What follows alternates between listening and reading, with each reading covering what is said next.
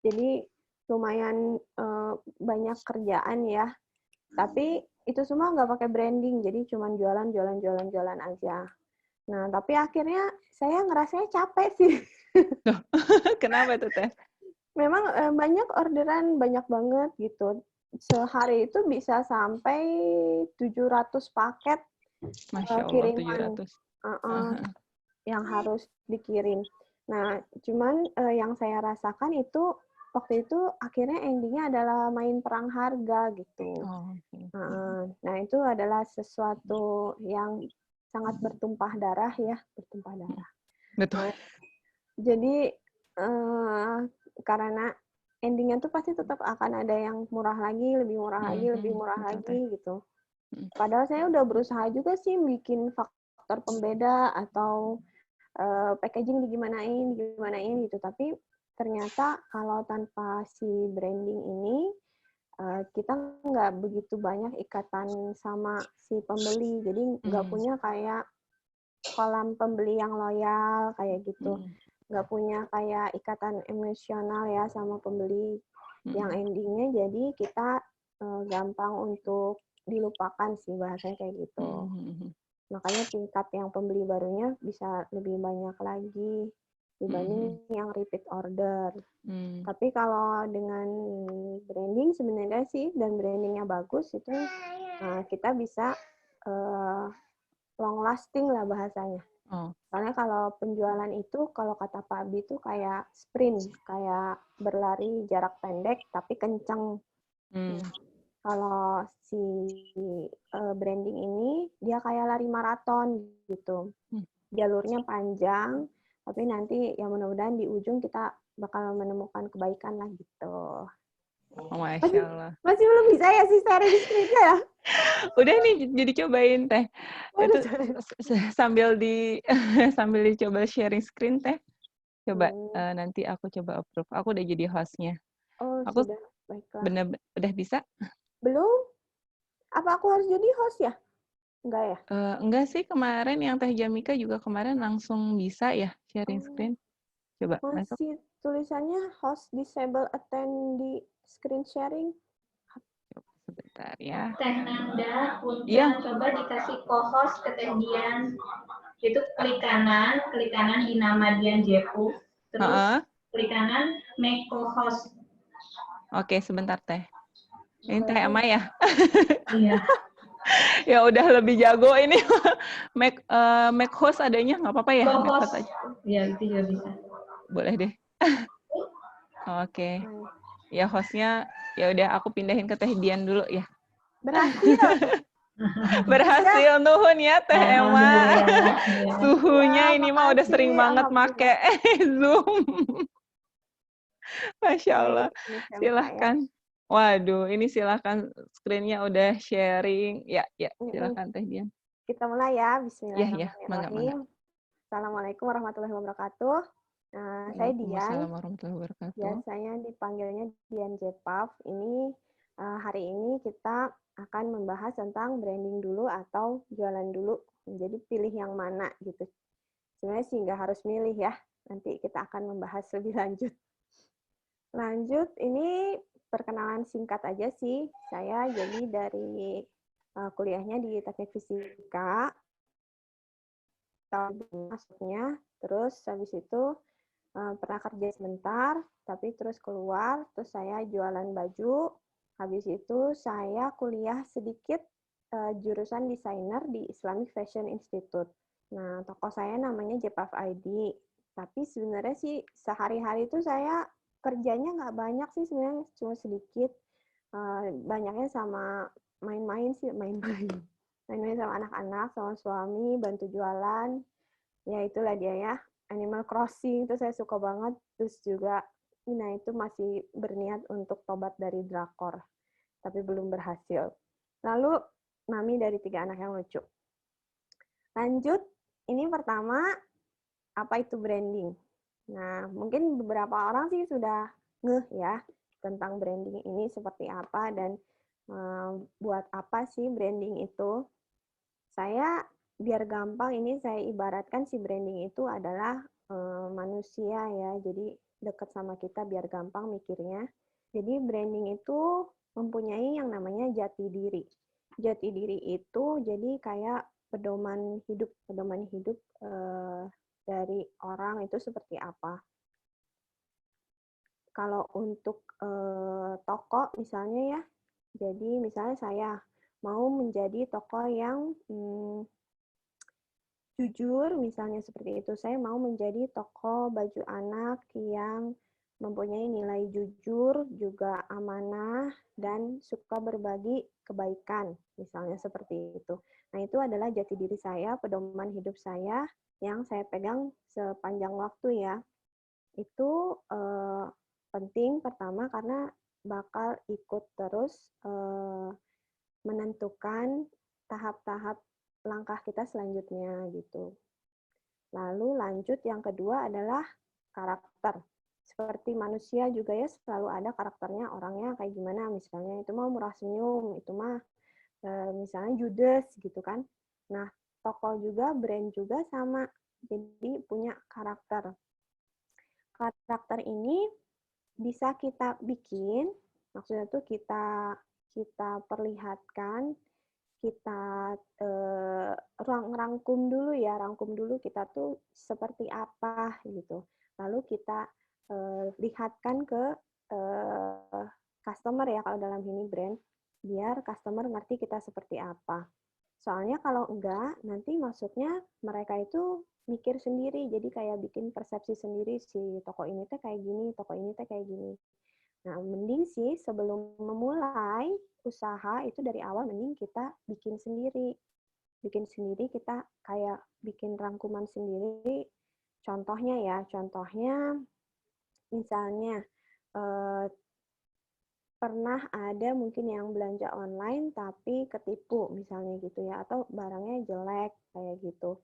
Nah, atau pelayanannya buruk misalnya seperti itu. Nah, itu nanti hal-hal yang kayak gitu akan membentuk karakter kita di kepala si customer. Jadi dari awal kita bikin aja, misalnya kita maunya sama customer murah senyum. Murah senyum itu bisa diartikan kalau dalam online, kalau kita jawab chat selalu pakai emoticon. Itu bisa kayak gitu. Terus misalnya iramah juga seperti itu ya. Jadi karakter ini penting karena nanti masuknya ke image kita yang dilihat orang seperti apa. Terus selanjutnya adalah cita-cita. Nah, cita-cita ini juga penting. Jadi nyambung dengan branding ini. Contohnya, saya ingin menjadi toko yang menjadi acuan tren fashion untuk mahasiswa misalnya dalam kurun waktu 1 tahun. Nah, itu cita-cita kita. Dampaknya pasti akan berbeda dalam keseharian kita menjalankan toko jika kita punya cita-cita dibanding kita los aja gitu, cuma dijalanin aja. Lalu lanjut terakhir adalah wajah. Ini wajah itu sering jadi yang cukup sangat penting juga ya dalam brand. Biasanya sih kadang orang cuma bilangnya logo doang, tapi nggak selalu hanya logo. Jadi wajah itu kira-kira sebagai tampilan karakter visual. Karakter visual dari brand itu seperti apa sih? Nah, itu wajah brand. Bisa dengan logonya, bisa dengan warna yang kita gunakan, terus foto-fotonya seperti apa, layout seperti apa, jenis font seperti apa. Kalau untuk di sosial media kan feed ya, mungkin feeds kayak di Instagram kita seperti apa, cover Facebook kita seperti apa. Terus kalau foto-foto sama model, konsepnya seperti apa, si modelnya nanti apakah mau cirinya yang cheerful, jadi harus ketawa terus di fotonya, atau yang mungkin yang diem-diem gitu, yang jaim, bisa kan macam-macam. Nah, itu contohnya dari segi wajah. Nah, bayangin gimana kalau misalnya si customer ini bahasanya dia tuh nggak tahu kita tuh jati dirinya kayak gimana, karakter kayak gimana kita itu. Nah, jadi kayak nggak ada mukanya gitu, kita kayak nggak kelihatan gitu sama mereka ya. Oke, kita lanjut lagi ke slide berikutnya. Nah, ini perumpamaan lain yang saya bikin. Sebenarnya sih ini dari Dewa Eka Prayoga. Jadi ini perumpamaannya, bayangkan kalau orang lagi mengendarakan mobil, pemandangan sekitarnya itu indah, banyak pohon, banyak ada gunung, mataharinya juga kalem gitu ya, lembut gitu, anget, enak deh pokoknya. Nah, tapi ternyata si kacanya tuh burem gitu. Nah, akhirnya tuh dia nggak bisa ngelihat dengan jelas yang di luar itu seperti apa. Padahal yang di luar tuh indah gitu. Nah, ini tuh ibaratnya si kita tuh sebagai pemandangan luar ya, si brand, dan yang burem ini adalah persepsi dari si pembeli. Jadi kalau persepsi dari si pembelinya itu dari awal burem atau bahkan kita nggak kelihatan, itu ya gimana dia mau beli gitu kan ke kita. Makanya perlu clear bahwa kita itu seperti apa. Ini saya langsung ambil aja contoh kasus vanilla hijab ya. Ini ada 2 foto, yang A sama yang B. Ini kalau saya sih langsung tahu foto yang mana yang vanilla hijab nih. Kalau yang lain kayak gimana ya? Ada yang tahu nggak? Boleh nggak Teh Nanda? Ini orang-orang menjawab dulu. Ada yang tahu vanilla hijab nggak? Boleh dong, Teh. Ayo, siapa yang kira-kira tahu vanilla hijab? Tahu nggak ya vanilla hijab? Itu kan punya anak ITB juga kan? Oh iya, saya baru tahu kalau itu punya anak ITB. Intan itu ya? Saya tahu Vanilla tuh yang satunya kalau nggak salah. oh, kakaknya ya. Intan tuh Dia kakaknya bukan? Hah? Adiknya siapa sih? Ya Allah. Pokoknya Katanya yang itu deh. Pokoknya dia berduaan aja suka Iya, kakak adik kan ya. Iya. Saya tuh taunya Intan KFT kakaknya. Oh, Adik itu Intan ini KFT itu siapa ya? kakaknya. Apa Aduh, adiknya saya juga kurang nggak tahu. tahu. Iya, bener. Pokoknya Pokoknya salah kalau satunya. salah satunya. Jadi 2 foto ini tuh salah satunya adalah vanilla hijab. Nah, kalau saya sih yang suka browsing-browsing gitu ya, itu udah tahu banget ini dari 2 foto ini yang mana yang vanilla hijab. Mungkin yang lain juga ada yang tahu ya. Ini yang vanilla hijab itu adalah yang B. Padahal di sini dia nggak ada logonya sama sekali dan nggak ada tulisan vanilla hijab ya. Malah dia bawa tas belanjaan Coach itu. Tapi saya tahu ini nih vanilla hijab gitu. Yeah. Nah, berarti si vanilla hijab ini dia sudah sukses nge-branding di kepala saya. Dan mungkin juga sukses nge-branding di kepala banyak orang. Mungkin di kepala Teh Nanda juga kali ya udah tahu. Udah kepikiran gitu langsung stick Udah gitu. kepikiran. Ini vanilla hijab. Oke, kita lihat lagi contoh kasus si vanilla hijab ya. Ini video.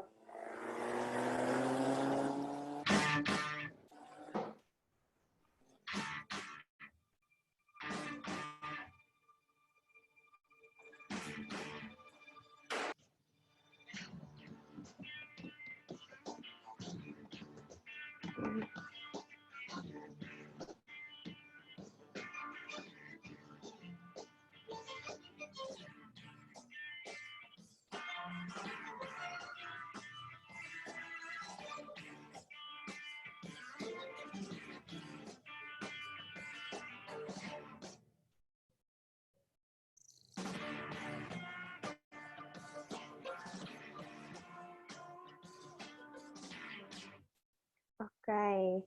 Tadi videonya jelas nggak sih? Suaranya keluar nggak ya? Suara backsound sedikit aja Teh. Kedengaran sih. Kedengaran? Tapi nggak terlalu gede gitu? Iya, nggak terlalu gede munculnya. Oke. Tapi cukup. Tapi cukup. Baiklah. Oke. Jadi yang tadi itu videonya si vanilla hijab. Di situ bisa kelihatan sih menurut saya ya, di situ dia membuat statement tentang dia itu seperti apa, pelanggannya itu seperti apa, yang beli itu seperti apa. Jadi yang beli itu bakal ngerasain kalau yang aku rasa ya dari nonton video ini tuh kelihatannya pertama mewah barangnya, terus yang pakainya keren, terus elegan, terus kelihatannya tuh barangnya limited gitu. Padahal sebenarnya kita tahu ya harga dia tuh masih di kisaran, bahkan kerudung juga ada yang di bawah 100, tunik juga cuma sekitar 145 gitu. Jadi sebenarnya sih masih agak-agak terjangkau juga gitu, tapi dengan balutan dia bikinnya kesannya tuh mewah, elegan, selalu seperti itu. Nah, ini menurut aku statement yang bagus banget dari si Vanilla Hijab ini ya, untuk bikin dia tuh bilang bahwa brand Vanilla Hijab tuh seperti ini loh gitu. Biar orang yang pakai tuh jadi ngerasanya tuh keren, ngerasanya tuh aku pakai yang elegan misalnya kayak gitu. Nah, coba bayangin misalnya kayak kita misalnya ini nyambung sama wajah ya tadi, yang wajah brand. Kayak misalnya kita mau promosikan produk, tapi kita nggak pinter bikin kontennya. Terus malah bikin kontennya itu yang bikin sakit mata gitu kalau ngelihatnya. Kan boro-boro ada yang beli, ngelihatnya juga orang males, paling cuma di skip-skip doang gitu kan. Atau misalnya kita bahkan bayar influencer yang mahal ya untuk mempromosikan produk kita. Dan produk kita tuh sebenarnya misalnya high tech. Jadi misalnya jam tangan dengan teknologi tinggi. Tapi karena si influencernya itu nggak ngerti, dia malah nggak sebutin sama sekali tentang teknologi si jam itu. Nah itu juga kan kesel ya. Padahal itu hal-hal yang penting yang bisa membentuk wajah kita seperti apa. Tuh. Jadi ya kira-kira begitu, branding dulu atau jalan dulu? Sebentar. Maaf ya. Ini branding dulu atau jalan dulu? Ini kita lihat video dulu ya, ini dari namanya Dewa Eka Prayoga tentang branding dulu atau jualan dulu. Ya. Jadi kalau misalkan saya ditanya mana yang duluan antara branding, marketing, dan selling, pastinya kalau versi saya pasti marketing dulu. Ya kenapa? Karena marketing itu yang akan akhirnya menarik orang-orang untuk tahu produk kita. Nah, antara branding dan selling, jawaban dari saya ini tergantung. Ya, tapi posisinya pasti marketing dulu. Antara branding dan selling ini tergantung. Definisi branding itu apa? Definisi selling itu apa? Kalau definisi branding dikatakan sebagai katakanlah hanya sekedar merek dan logo, maka sebenarnya branding dan selling bisa bersamaan. Katakanlah sebuah produk ketika ada logonya gitu ya, maka itu langsung otomatis terbeli kan? Hanya gara-gara apa? Gue kenapa beli produk itu? Gara-gara ada merek dan logonya. Jadi branding dan selling bersamaan. Tapi kalau misalkan katakanlah branding itu dikatakan sebagai ikatan emosional antara penjual dan juga pembeli, maka pastinya urutannya adalah marketing terlebih dahulu, baru selling, baru branding. Itu urutan versi saya. Oke. Itu tadi dari Dewa Eka Prayoga ya, tentang branding dulu atau selling dulu. Jadi kalau menurut dia, ya tergantung sebenarnya. Tapi bisa bareng-bareng sebenarnya ya. Nah, ini saya mau bedah kasus si Vanilla Hijab yang tadi ya, nyambung lagi. Jadi Vanilla Hijab ini ownernya bukan artis. Kalau misalnya, sebenarnya kan kita ngebahas ini tuh endingnya kan adalah selling-selling ya, biar kita penjualan bisa banyak. Makanya saya cerita ini semua. Ownernya itu bukan artis. Kalau ownernya artis, terus artis gede, terus tiba-tiba jualannya memang gede banget, banyak banget, mungkin nggak terlalu aneh ya, karena dia sudah punya bahasanya market duluan, udah branding duluan. Jadi pas dia ngeluarin produk, ya udah ada kolamnya, tinggal pada makan aja gitu kan. Nah kalau Vanilla Hijab ini pertama ownernya bukan artis, bukan selebgram juga, dan bukan influencer juga. Awalnya seperti itu. Tapi dia itu bisa menginfluence banyak banget orang dengan, nah dia pertama itu punya ini ya, yang namanya si cerita vanilla. Ini bukan berarti kita harus seperti ini ya, ini cuma contoh doang. Dan saya ngasih contohnya Vanilla Hijab karena saya pikir ini bagus dari yang memang bukan apa-apa, dan dia bukan perusahaan gede, tapi bisa. Nah ini yang cerita Vanilla itu yang kisah dia ya, bahwa dia itu kalau nggak salah itu apa ya, kena penyakit ya kalau nggak salah, kena penyakit, terus jadinya nggak kuliah lagi di ITB kalau nggak salah, tapi dia berhasil ngembangin si Vanilla Hijab ini. Nah, jadi di cerita Vanilla ini menurut saya oke banget ya. Di cerita Vanilla ini, dia membuat konten-konten yang menggugah, yang menginspirasi, yang ditunggu-tunggu sama orang-orang. Jadi orang-orang tuh sampai dia tuh suka nulisnya kalau nggak salah, nanti aku lanjutin part 2-nya misalnya tunggu jam berapa. Itu orang-orang benar-benar nungguin untuk dia cerita lagi. Jadi di situ dia bikin konten yang oke banget ya, menggugah, menginspirasi, dan mengundang simpati juga empati. Sehingga dia membuat orang juga berpikir dia aja bisa ya, pasti aku juga bisa kayak gitu. Nah, ini contohnya. Ini aku lupa namanya. Atina, teh namanya Atina. Ya ampun. Iya, Atina. Ya, namanya Atina. Kalau saya Intan tuh yang satu lagi, aku nggak tahu mereka adiknya siapa, kakaknya siapa. Kalau saya ini sih adiknya. Oh iya, betul teh. Nah ini, jadi dia tuh sampai, aku ingat postingan dia waktu itu tuh dia di bis kota kalau nggak salah, bis kota atau apa sih, terus dia pakai kursi roda. Nah itu pokoknya oke banget lah si dia tuh. Jadi dia tuh bikin yang beginian.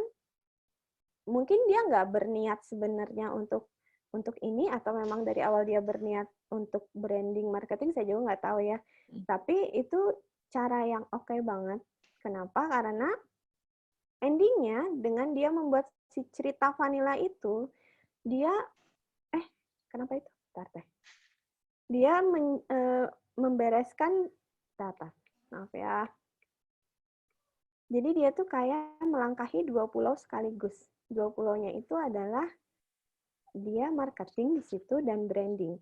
Jadi marketing itu kan hilang lagi. Maaf ya. Nggak apa-apa teh. Di situ ke pause. Jadi marketing itu kan kita kayak ngumpulin orang. Itu marketing ya. Terus kalau branding biar orang aware, sehingga dia akhirnya membentuk yang namanya kolam ikan, membentuk kolam, membentuk pemirsa. Jadi dia akhirnya punya banyak banget orang yang fans sama dia. Nah, kalau si cerita vanilla, ceritanya seperti ini yang saya tangkap ya. Jadi dia itu pertamanya dari si cerita vanilla ini dia memarketingkan, menarik orang, marketing itu ya, lalu branding, bikin orang untuk aware dengan dia, untuk punya ikatan emosional sama dia. Sehingga dia akhirnya punya kolam-kolam yang haus gitu deh, yang haus. Kemudian lanjut, si vanilla hijab ini, lanjut dia tuh jualan kan, jualan konsisten dengan brandingnya. Brandingnya itu seperti apa yang tadi itu saya bilang. Jadi ceria, yang saya tangkap seperti ceria, mewah, elegan, barang-barangnya bagus tapi dengan harga yang low, terus yang pakainya keren. Nah, saya nangkapnya kayak gitu. Jadi si branding ini kalau kita mau branding, yang pasti kita butuh yang namanya konsisten.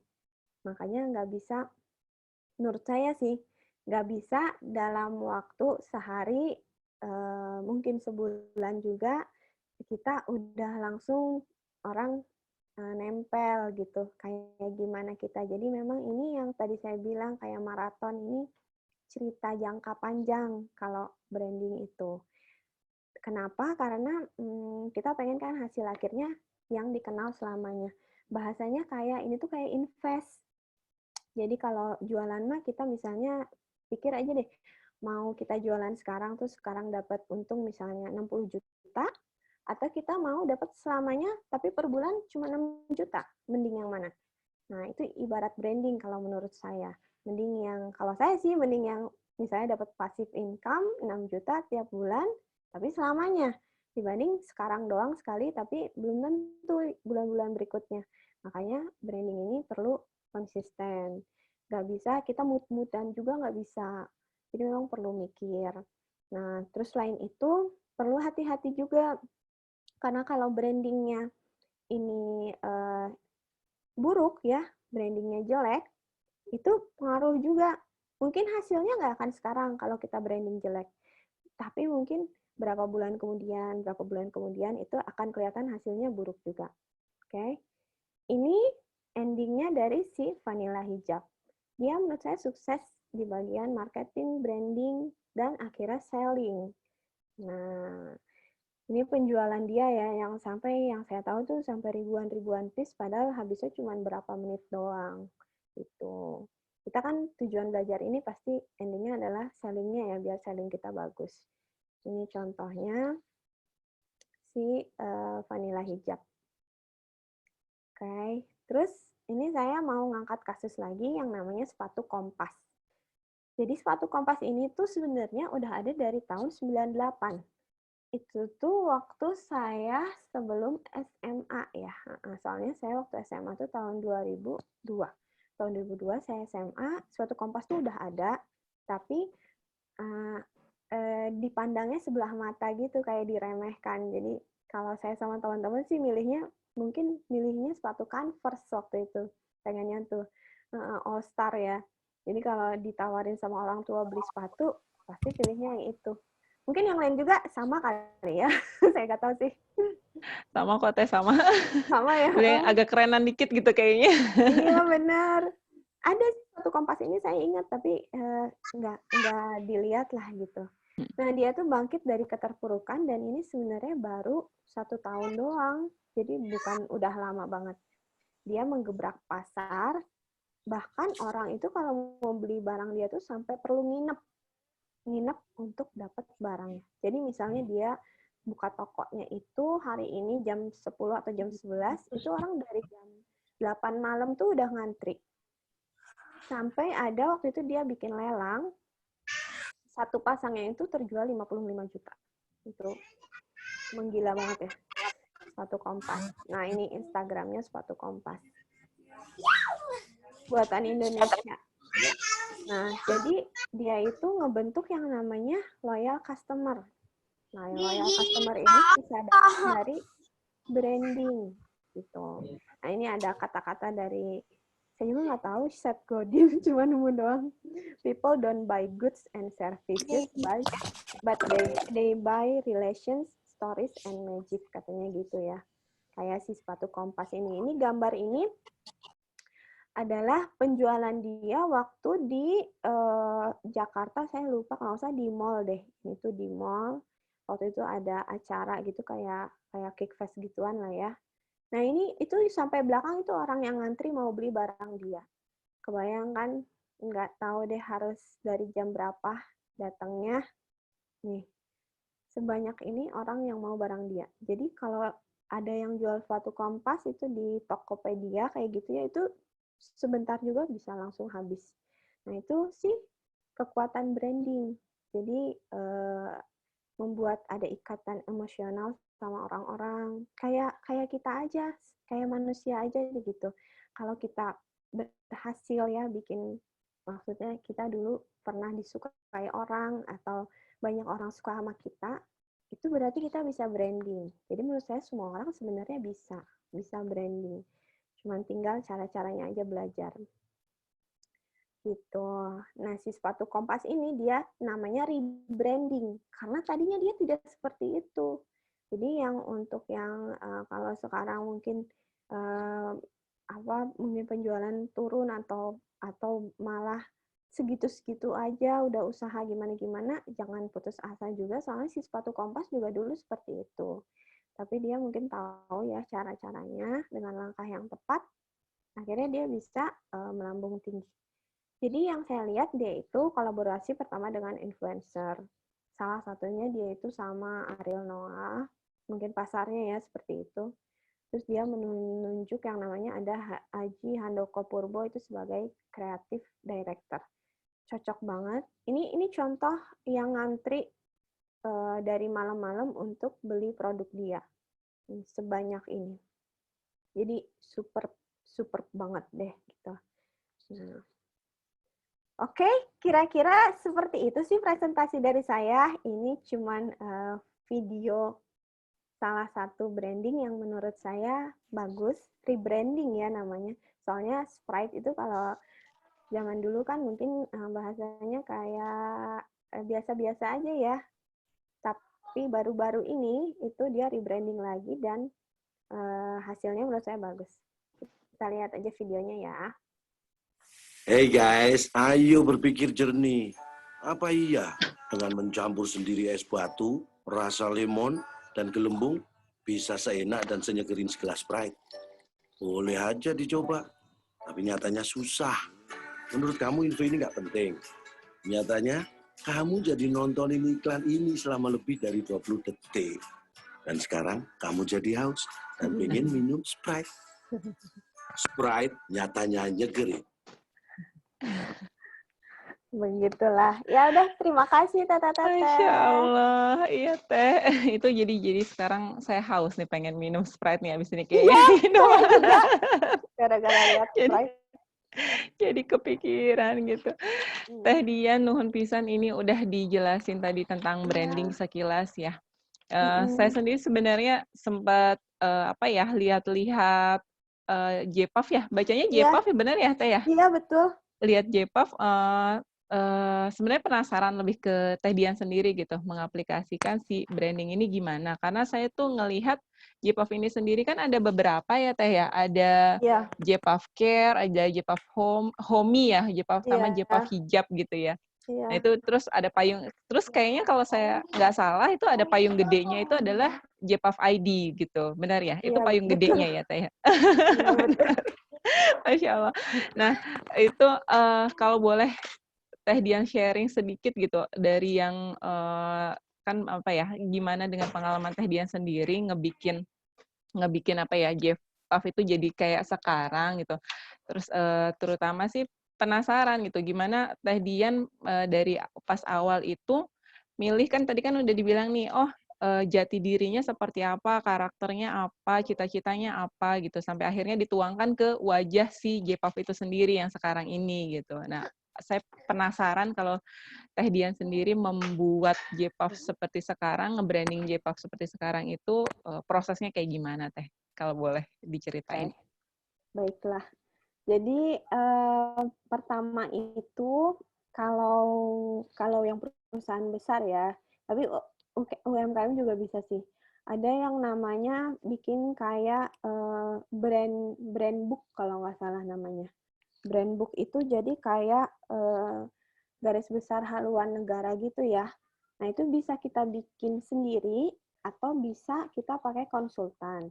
Itu nanti lengkap banget diliatin, bentar nih saya coba. Saya punya sih ada brand book punyanya Dove. Nanti deh saya liatin di grup aja ya. Boleh. Gitu. Nah dari situ sebenarnya ini pertamanya itu adalah mulainya dari kita mau ikutin pasar jualan apa atau mau kita dulu jualan apa baru lihat ke pasar. Nah, kebetulan kalau yang saya ini, si JPAF ini tuh, saya tuh dari saya dulu, baru saya ke target market. Jadi maksudnya kalau dari pasar dulu tuh, intinya sih sebenarnya kita mau cari cuan ya, kalau yang dari pasar dulu. Nah, kita lihat pasar lagi butuh apa, si targetnya marketnya apa, kalau gitu barang yang cocok apa.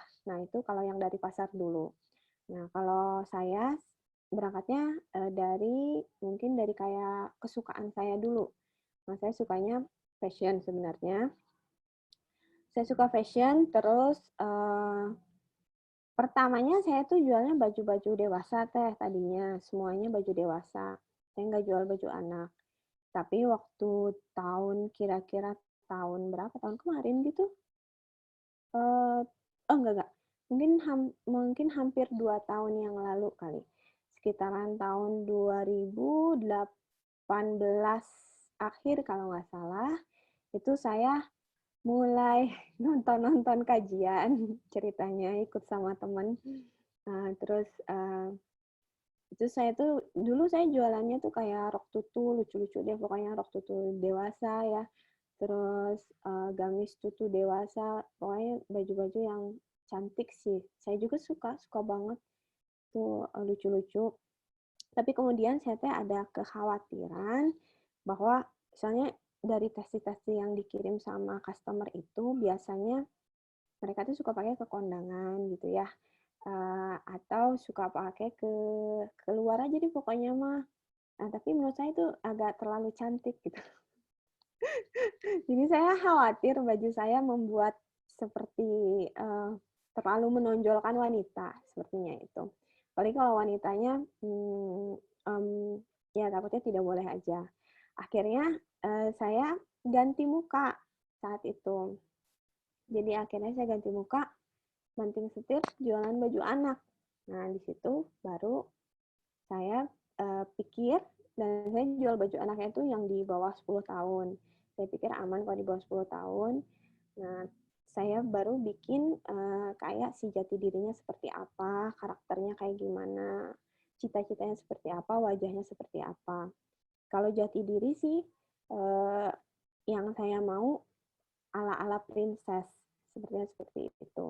Makanya itu ala-ala princess, tapi dia itu tetap, kalau bisa tetap di koridor Islam gitu. Makanya saya juga suka kadang share tentang hadis gitu, atau misalnya kalau ada yang bermotif-motif gitu sih biasanya kita kayak matanya diilangin kayak gitu sih. Biasanya kita hapus-hapus seperti itu. Bahkan di produk-produk yang kita print ya, itu memang anak-anak suka banget kayak unicorn. Jadi saya tetap ada bikin. Itu juga sebenarnya saya masih bingung-bingung sih.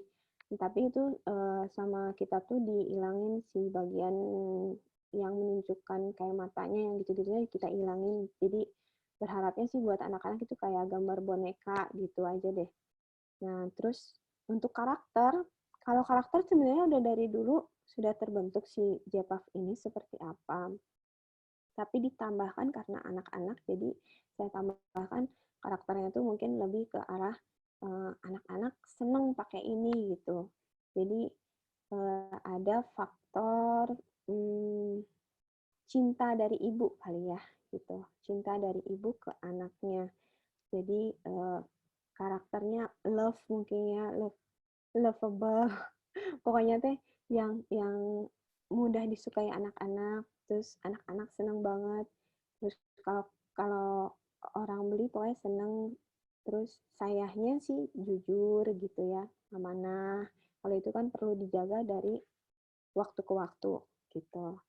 Dengan cita-cita, kalau cita-citanya sih pengennya jadi dikenalnya itu lebih ke memang yang produsen baju anak yang unyu-unyu gitu kalau saya. Lalu wajah yang saya tampilkan memang selalu jadinya anak sama ibu, sering kayak gitu. Anak sama ibu di mana anaknya senang pasti gitu. Dan banyak juga yang anaknya itu muter-muter pakai baju saya. Jadi kelihatan si mereka teh kayak princessnya gitu. Terus kalau princess itu kan kalau zaman sekarang sering diibaratkan ada kayak apanya sih ya, fairy-fairy-nya gitu ya. Makanya di saya juga saya masukin ada produknya yang pakai glitter-glitter. Jadi berasa kayak di fairy tale gituan. Nah, itu wajah dari kita seperti itu teh, kira-kira.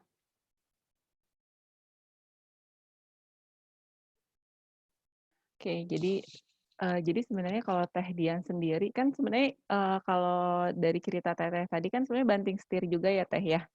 Dari Iya. awalnya baju dewasa, kemudian sekarang berubah ke baju anak gitu ya. Sebenarnya kurang lebih alasan saya jualan baju anak itu sama kayak Teh Dian. Baiklah. Makanya bisa ini nih saya belajar banyak nih kayaknya. Oke. Nah, Teh, terus ini Teh, jadi kan kalau tadi Teteh juga kan bilang kalau waktu awal-awal banget bikin J-Puff itu kan sebenarnya kulakan ya Teh ya, itu ya istilahnya ya, kalau misalnya beli dulu terus ngejualin. Berarti kan istilahnya kita punya toko tapi bukan produk kita sendiri, gitu ya Teh ya, kalau yang dulu. Nah, waktu di awal sebenarnya ini nyambung, ini ada pertanyaan juga gitu ya. Sebenarnya kalau misalnya branding itu apakah kalau kita produksi sendiri, ataukah kalau kita punya toko, boleh nggak sih kita nge-branding toko kita aja gitu loh. Jadi produknya ya produk orang gitu. Kalau misalnya memang ya bisa, kira-kira ada tips-tips nggak dari Teh Dian? Karena kan Teh Dian juga dulu kan kayak gitu ya? Iya, Nah, betul. gitu. Kalau menurut saya itu bisa banget. Nggak masalah kalau kita pakai produk orang untuk akhirnya brand kita sendiri. Soalnya karena branding itu yang tadi pertama saya bilang nggak bisa cepat. Itu adalah proses tahapan yang agak-agak memang panjang. Makanya kalau orang selling disuruh branding suka males, udahlah nggak usah branding lama gitu, lama hasilnya gitu, lama cuannya. Karena memang lama, tapi perlu. Jadi walaupun kita jualan produk orang, nilai-nilai yang ada di brand kita itu tetap kita tonjolkan. Kayak misalnya kita pengennya memang kita kelihatannya tuh membawa nilai-nilai ceria, jujur, amanah, terus happy, bikin orang happy. Nah, kayak gitu nanti bisa kita keluarkan dalam bentuk ya tadi kayak fit-nya. Fit kita seperti apa, kan itu bisa kelihatan warna-warnanya seperti apa. Terus postingan kita seperti apa, foto-foto kita nanti kalau kita foto-foto mau kayak gimana konsepnya. Nah, terus tips-tipsnya kalau menurut saya, kalau kita pakai barang orang, kayak saya dulu, tidak produsen ya, yang pasti kita jangan pakai foto yang dari si orang yang jualannya. Saya sarankan sih seperti itu. Untuk pembeda, soalnya mungkin yang jualan barang itu bukan kita doang kan, mungkin ada banyak yang lainnya. Tapi tergantung sih, soalnya saya pernah dengar katanya ada juga yang jadi distributor gitu, tapi nggak boleh ya, kalau saya nggak boleh untuk ngepakai foto yang lain selain foto dari dia. Nah, jadi itu kalau kayak gitu ya berarti kita ngegedein brand yang pusat berarti. Itu nggak ada pilihan kalau seperti itu. Tapi kalau misalnya kayak saya waktu dulu ngambil barang beli putus dari Tanah Abang, terus kita jual lagi, itu kan bebas. Nah, tapi memang si orang Tanah Abang memang suka punya foto-foto sendiri. Dan zaman sekarang foto-foto mereka juga suka keren. Iya, bagus-bagus teh. Betul, suka bagus-bagus. Cuman kalau kita pakai itu, walaupun itu keren, akan sama terlalu gampang dibandingkan apa kayak apple to apple ya namanya ya gitu, terlalu kelihatan banget. Jadi saran saya walaupun sama barangnya kalau bisa fotonya dibedain. Nah, fotonya seperti apa bedainnya? Lihat kompetitor yang keren aja. Kan kemarin saya ada kasih PR ya, yang bikin kompetitor yang setara sama yang out of reach. Nah, itu ada gunanya. Kalau yang setara mungkin kita bisa buat berkaca doang gitu. Oh ini oke, berarti masih aman. Tapi kalau yang untuk out of reach itu gunanya biar kita selalu ada kayak semangat untuk bisa lebih lagi dan lebih lagi gitu. Jadi misalnya contoh kita adalah vanilla hijab tadi misalnya ya. Nah itu kita lihat aja fit dia tuh kayak gimana. Oh fit dia tuh nggak selalu gambar orang terus misalnya. Sekarang ini dia gambar barang di flat lay. Nah terus kira-kira besok dia gambarnya orang model. Besoknya lagi dia gambarnya flat lay lagi, diselang-seling atau gimana. Bisa diikutin sama kita si yang kompetitor yang keren itu, yang kita anggap out of reach itu ya. Nah itu bisa kita ikutin karena berarti itu di dia berhasil, mungkin di kita juga akan berhasil gitu. Itu contoh kalau dari foto. Terus yang pasti yang lain-lainnya itu kayak kejujuran itu penting. Kepercayaan dari customer itu kalau sekali tercoreng itu bisa-bisa buruknya itu banyak banget deh.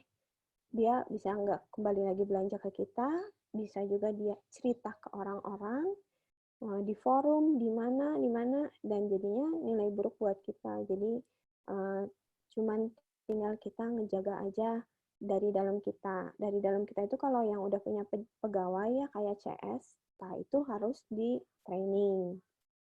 Jangan dibiarin cuman CS tuh ini ya kerjaan kamu nih jawab-jawabin, terus kalau ada komen jawab, kalau ada DM jawab, ada orderan masukin, nanti pas waktu harus bungkus. Enggak kayak gitu. Harus sebaiknya sih kalau saya zaman dulu sama suami bikin ini bahkan kita apa sih kayak SOP ya. SOP bahkan sampai pertanyaan sekecil apapun itu kita harus ada ngejelasin ke mereka, kalau kayak gini ya, kalau kayak gini ya. Itu jadi bahasanya sampai ke mendarah daging, sampai ke akar-akar kita harus ngerti konsepsi yang kita bawa, konsep yang si JPAF bawa ini kalau saya ya.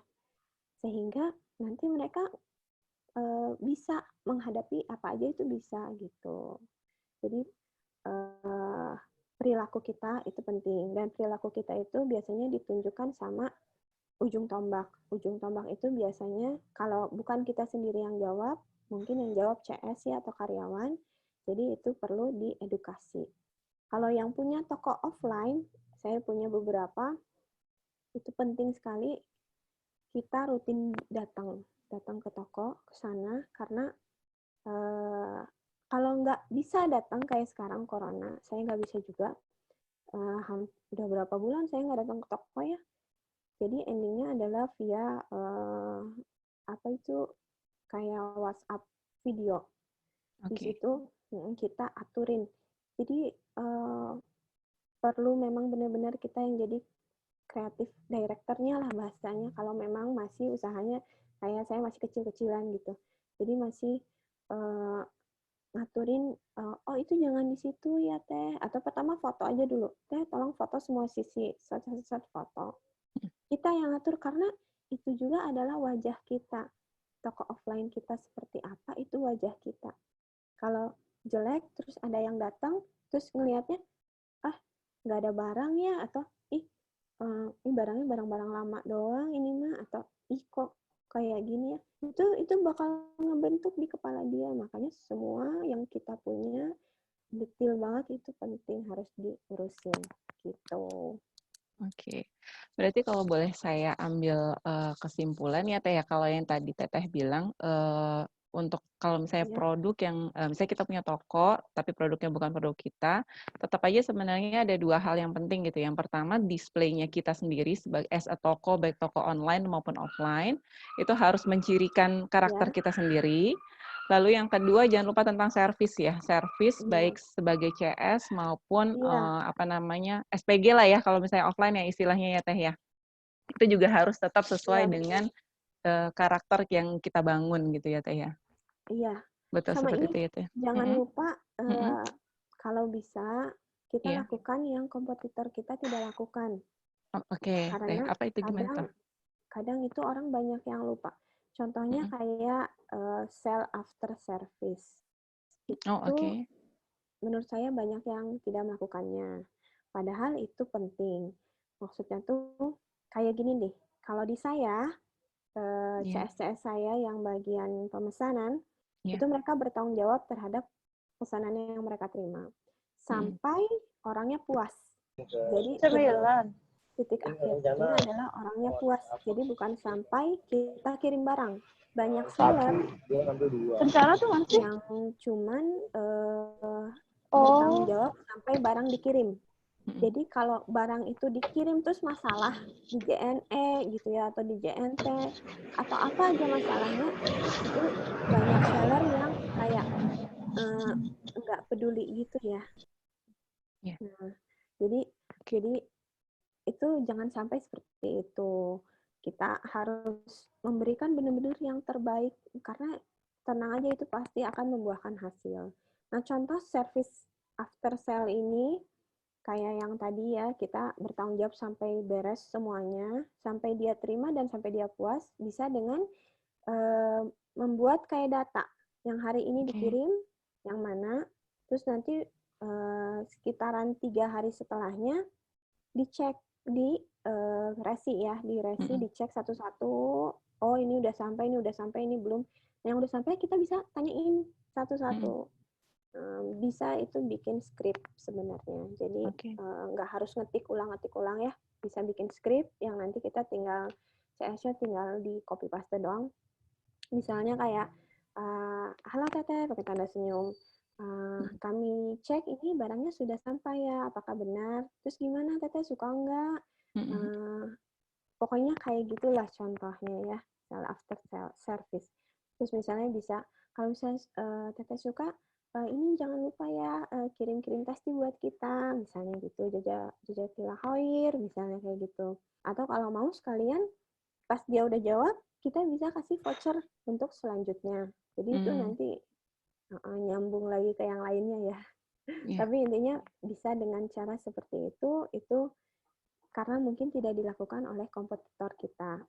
Jadi mending kita lakukan. Seperti packaging juga penting. Nah, packaging itu saya share screen lagi boleh ya Teh? Boleh Teh, mangga. Bentar ya. Ini saya share screen. Bentar, ini dikebawahin dulu. Oke, ini jadi kalau di saya tuh salah satu yang concern sama packaging. Jadi menurut saya packaging itu penting. Harus seperti apa. Nah, ini saya di Shopee ya. Kelihatan kan? Ada kan Teh? Kelihatan, muncul. Kelihatan ya, oke. Nah, ini penilaian. Ini di penilaian saya, ini bisa dilihat banyak orang ngomongin packaging.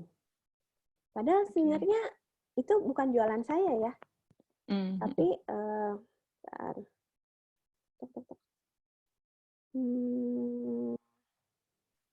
pas waktu saya cek soalnya itu, waktu ngecek ini, pengemasannya bagus sekali. Oke, itu udah satu ya. Banyak yang ngebahas tentang pengemasan, padahal sih bukan jualan saya tentang pengemasan, tapi itu tuh bisa memberikan sesuatu sendiri gitu. Oke, sebentar ya Teh. Kalau J-Pop sendiri dia ada apa sih packagingnya? Maksudnya apakah ada pakai box atau misalnya pakai plastik yang seperti apa? Atau packagingnya tuh yang kayak gimana Teh yang bisa bikin orang tuh jadi wah kok ini nih kan ada nih packagingnya gemes banget gitu. Berarti kayak gimana tuh Teh? Ada contohnya nggak Teh biar kebayang? Tergantung nilai yang diambil si brandnya ya. Soalnya packaging saya ini belum tentu cocok dengan brand lain. Ada kalau packaging saya ini saya pakai box. Kayak ini tuh, ini mau udah dibuka boxnya. Bentar. Jadi pertamanya itu saya ada pakai box dulu. Ini dia buka box nggak ya? Tuh. Habis pakai boxnya tuh sebenarnya gampang sih. Boxnya tuh box kayak apa namanya? Box pizza ya. Oh iya, pizza box. Box pizza. Terus di dalamnya saya kasihin kayak yang tadi itu ada kertas roti ini. Kertas roti ya. Kertas roti itu. Baru dan ada beberapa stiker itu di sini saya ada pernah posting deh. Ada beberapa stiker yang saya tempelkan, terus kayak biasa ada kartu ucapan. Kartu ucapan terima kasih. Terus saya juga punya yang namanya care instruction untuk dia bagaimana cara mencucinya. Nah ini, kira-kira boxnya seperti ini. Nanti ditutup, terus ini ditutup lagi, terus ada, nah ini ya tadi ada yang sharing. Nah itu ada stiker lagi, terus baru di dalamnya barang-barangnya. Nah di dalam barang-barangnya juga itu saya ada masukin hadiah-hadiah juga, ada voucher juga. Jadi ada beberapa macam lah pokoknya di dalamnya. Nah itu juga menurut saya termasuk yang penting. Nah, kayak hadiah-hadiah yang kayak gini, ini tuh saya ngasihnya ikat rambut. Itu tuh sebenarnya murah banget, super murah banget kalau kita beli dalam partai yang lumayan besar ya. Jadi, tapi kelihatannya bisa kayak, wow, makanya saya ngasihnya 3, nggak ngasih 1. Sebenarnya saya bisa kasih 1 sih. Tapi sebenarnya itu dibanding dengan yang saya pikir feedback yang akan saya dapatkan lebih worthy. Jadi makanya saya nggak masalah saya kasih 3. Gitu.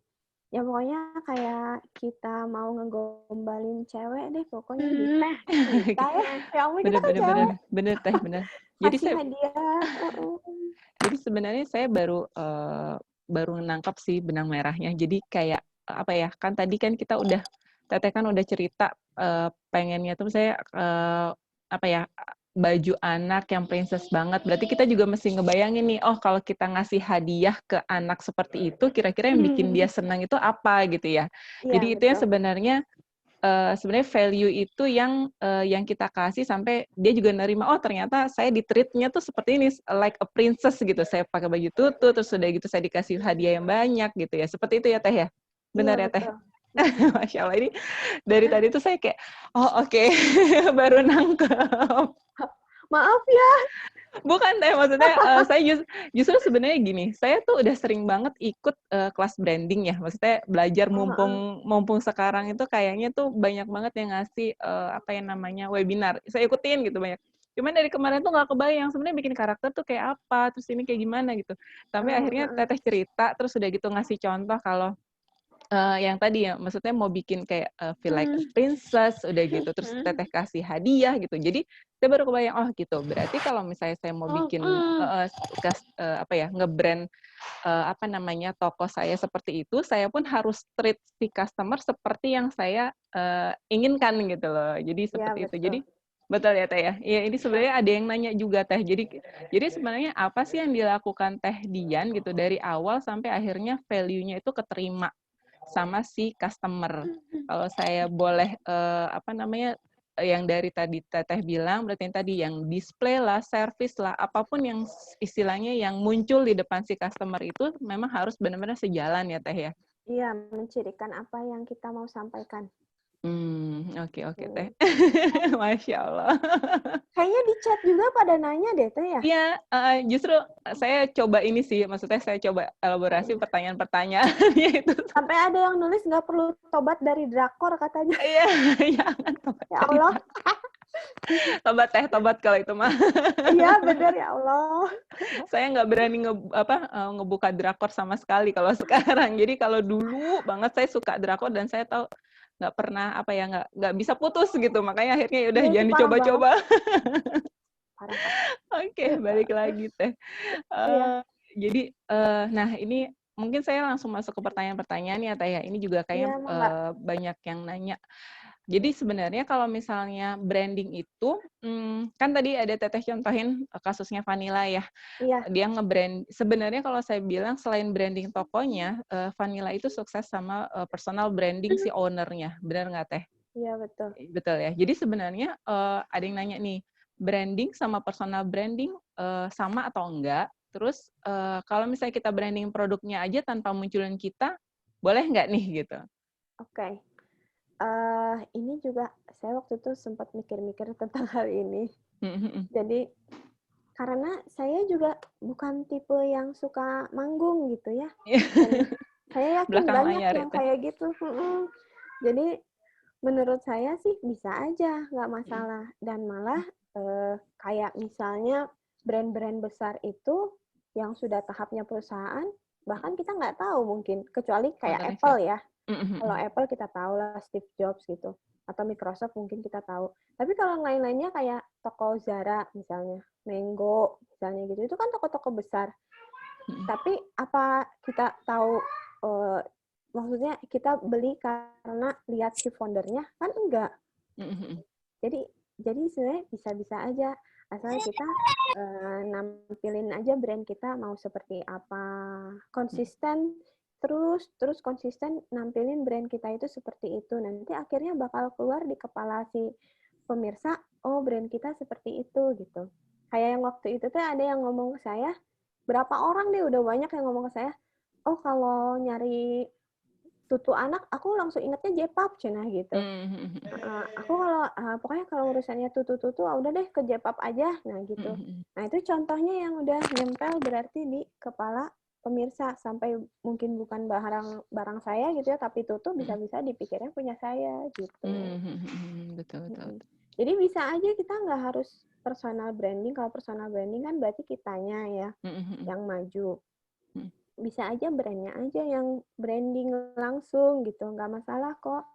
Saya yakin pasti banyak yang kayak saya gitu pemalu. Pemalu.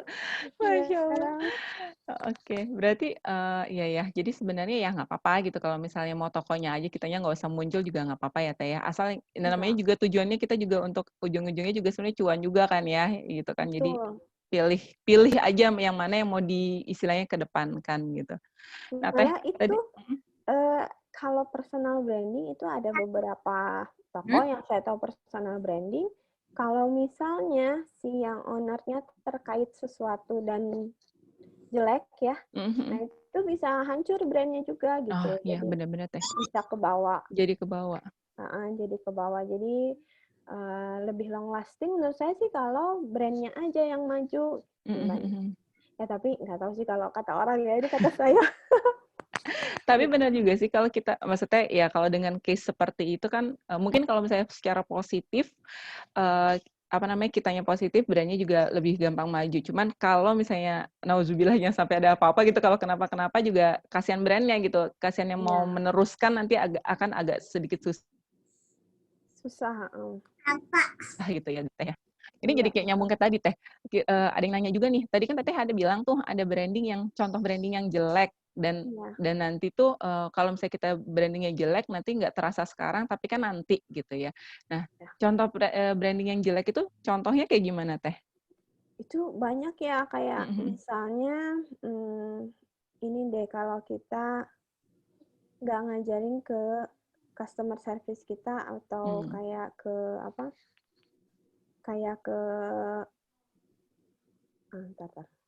ngajarin tentang bagaimana harus men-treat customer.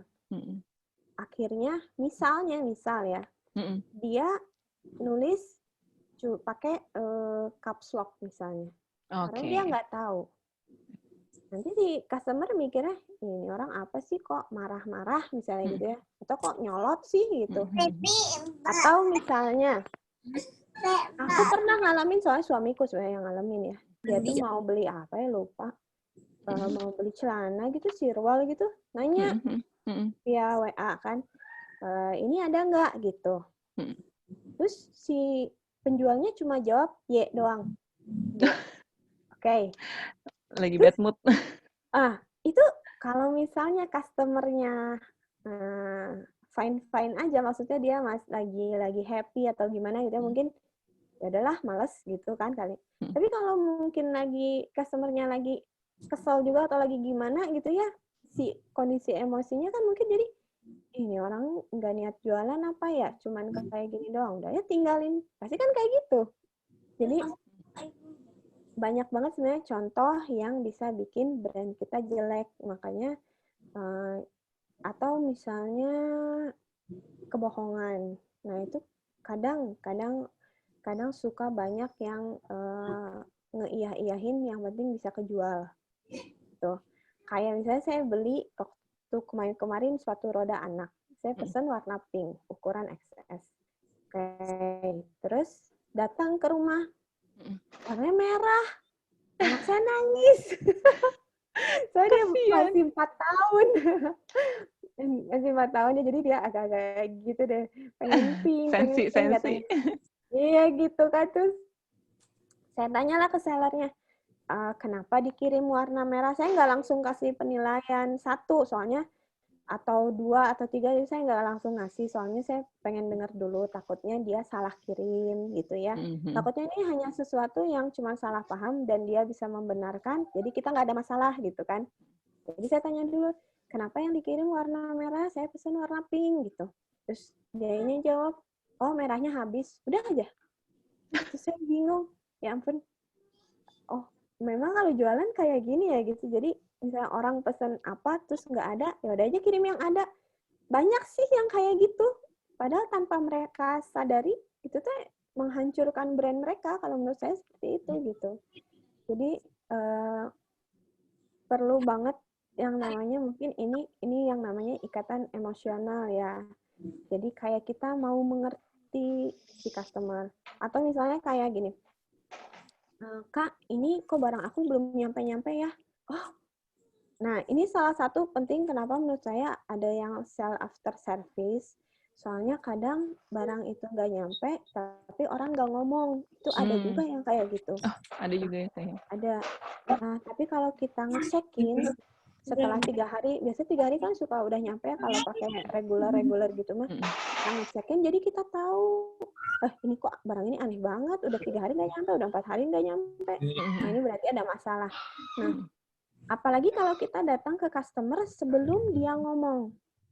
Jadi misalnya, Teh, barangnya sudah sampai belum? Soalnya ini sudah 3 hari ya, saya cek barangnya belum sampai. Oh iya belum, misalnya. Oh ya udah saya bantuin ya, coba saya follow up ke JNE. Di situ customer dapat yang namanya ini toko ini caring banget sih gitu. Dia peduli gitu sama aku. Nah di situ teh akhirnya kita punya kayak ikatan emosional sama dia kita bangun, sehingga dia nantinya bakal jadi loyal ke kita dan mungkin aja dia bakal ngomongin kita ke teman-temannya kayak gitu. Itu sih contohnya. Tarik ke mute. Iya ya Teh. Oke Teh, berarti itu ya tadi ya, kalau branding yang, jadi sebenarnya balik lagi ya, kayak Teteh bilang, pokoknya apapun yang dilihat sama si customer atau apa ya, kayak tadi servisnya juga harus dijagain gitu, itu juga yang mengaruh ke brand kita tuh jelek atau bagus ya Teh ya. Iya, betul. Nah, ini tuh ada pertanyaan sebenarnya kayaknya mirip-mirip dengan pertanyaan tadi ya, kalau misalnya kita branding produk kita, tapi produk kita tuh sama dengan produk yang lain. Gimana ya brandingnya? Misalnya saya kan jual rendang kemasan. Kan kalau rendang kata orang ya gitu-gitu aja rasanya gitu. Semua banyak yang jual rendang, tapi yang bisa kita bedain itu apa sih Teh? Kira-kira Teh ada tips nggak Teh? Oke. Saya coba jawab ya, padahal saya nggak ahli sih kalau ini perendangan. Mungkin apa secara umum aja deh, mungkin apa ya, mungkin bisa rendang, atau mungkin kayak sebenarnya baju ya, baju tapi bisa divariasiin ya sebenarnya. Mungkin makanan apa aja, sesuatu yang sama, yang kayaknya umum gitu, apa ya kira-kira yang bisa membedakan kita dengan yang lain berarti ya Teh? Iya, betul. Kalau pikiran saya sih, contohnya mungkin saya pernah beli yang namanya bakso aci ya. Itu kan zaman banget ya semenjak lockdown itu. Yeah. Di mana-mana banyak banget bakso aci. Tapi masing-masing memang sama-sama jualan bakso aci, tapi bisa beda. Sampai saya akhirnya nemuin yang saya suka banget. Terus saya beli itu lagi, beli itu lagi, beli itu lagi. Yang saya lihat itu pertama, dia packagingnya bagus. Jadi saya merasa ini aman. Terus kayaknya dia menceritakan seperti proses pembuatannya. Nah, ini kan rendang ya, makanan. Kayak minyak itu saya pernah dengar ceritanya, kalau nggak salah ada brand minyak, saya lupa apa. Brand minyak itu dia nyebutin penyaringan 4 kali kalau nggak salah. Sedangkan brand lain nggak nyebutin. Padahal brand lain juga penyaringan 4 kali. Nah, itu cuman dari proses pembuatan. Dan endingnya dia bisa nempel di kepala orang-orang, oh ini mah lebih bersih, lebih higienis, lebih aman untuk kita pakai masak, untuk kita konsumsi, atau wah ini nggak bikin kolesterol gara-gara penyaringan 4 kali. Padahal sebenarnya mungkin yang lain sama, penyaringan 4 kali juga. Cuman gara-gara dia sebutin. Jadi yang kemarin saya kasih ada PR, itu ada keunggulan dari kita apa. Nah dari situ mungkin Teteh bisa membuat kayak ditonjolkan. Walaupun orang lain seperti itu, tapi belum tentu customer tahu itu tuh seperti itu. Jadi Teteh bisa menonjolkan yang kompetitor tidak lakukan. Walaupun sama ya, gitu. Packaging juga menurut saya penting, tapi kalau makanan saya kurang tahu seperti apa packagingnya. Mungkin yang harus pasti lah ya, harus yang apa sih namanya itu yang disedot apa sih? Apa itu Teh? Udara, sedot udara. Oh, vakum. Sedot udara. Di vakum. Iya, pasti harus kayak gitu, keamanannya terjamin. Bisa diceritakan dari bagian packaging juga. Teteh bisa ceritakan rendang kita insya Allah kuat berapa lama misalnya ya. Kenapa? Karena misalnya proses pengepakan rendang kita seperti ini, seperti ini, seperti ini. Jadi kita punya nilai plus dibandingkan orang lain. Nah, kalau yang endingnya sih, yang kalau mau menggelegar, saran saya sih ambil brandingnya bisa dengan mengeluarkan kayak yang namanya cari influencer ya. Cari influencer aja, terus yang kelihatannya memang cocok sama target market kita dan dia belum di-endorse rendang yang lainnya.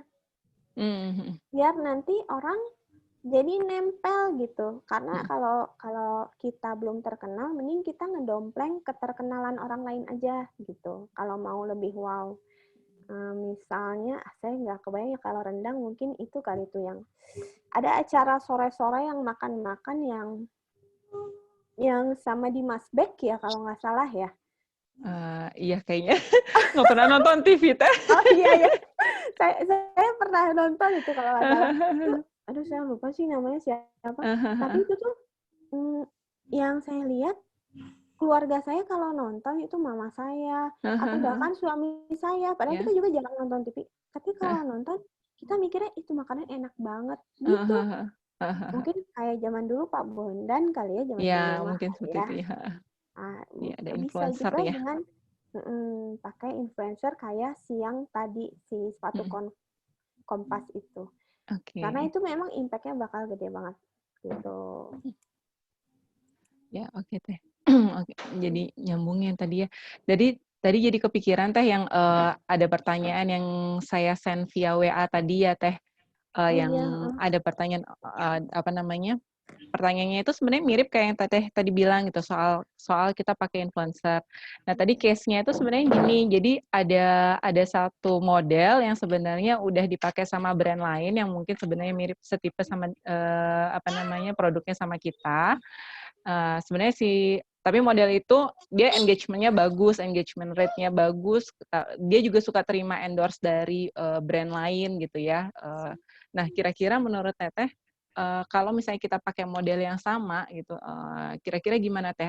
Ada nggak sih pengaruhnya ke brand kita gitu? Memang kalau disarankan memang tidak sama. Tapi kalau memang kita kayak saya ini kan masih terbatas budgetnya ya.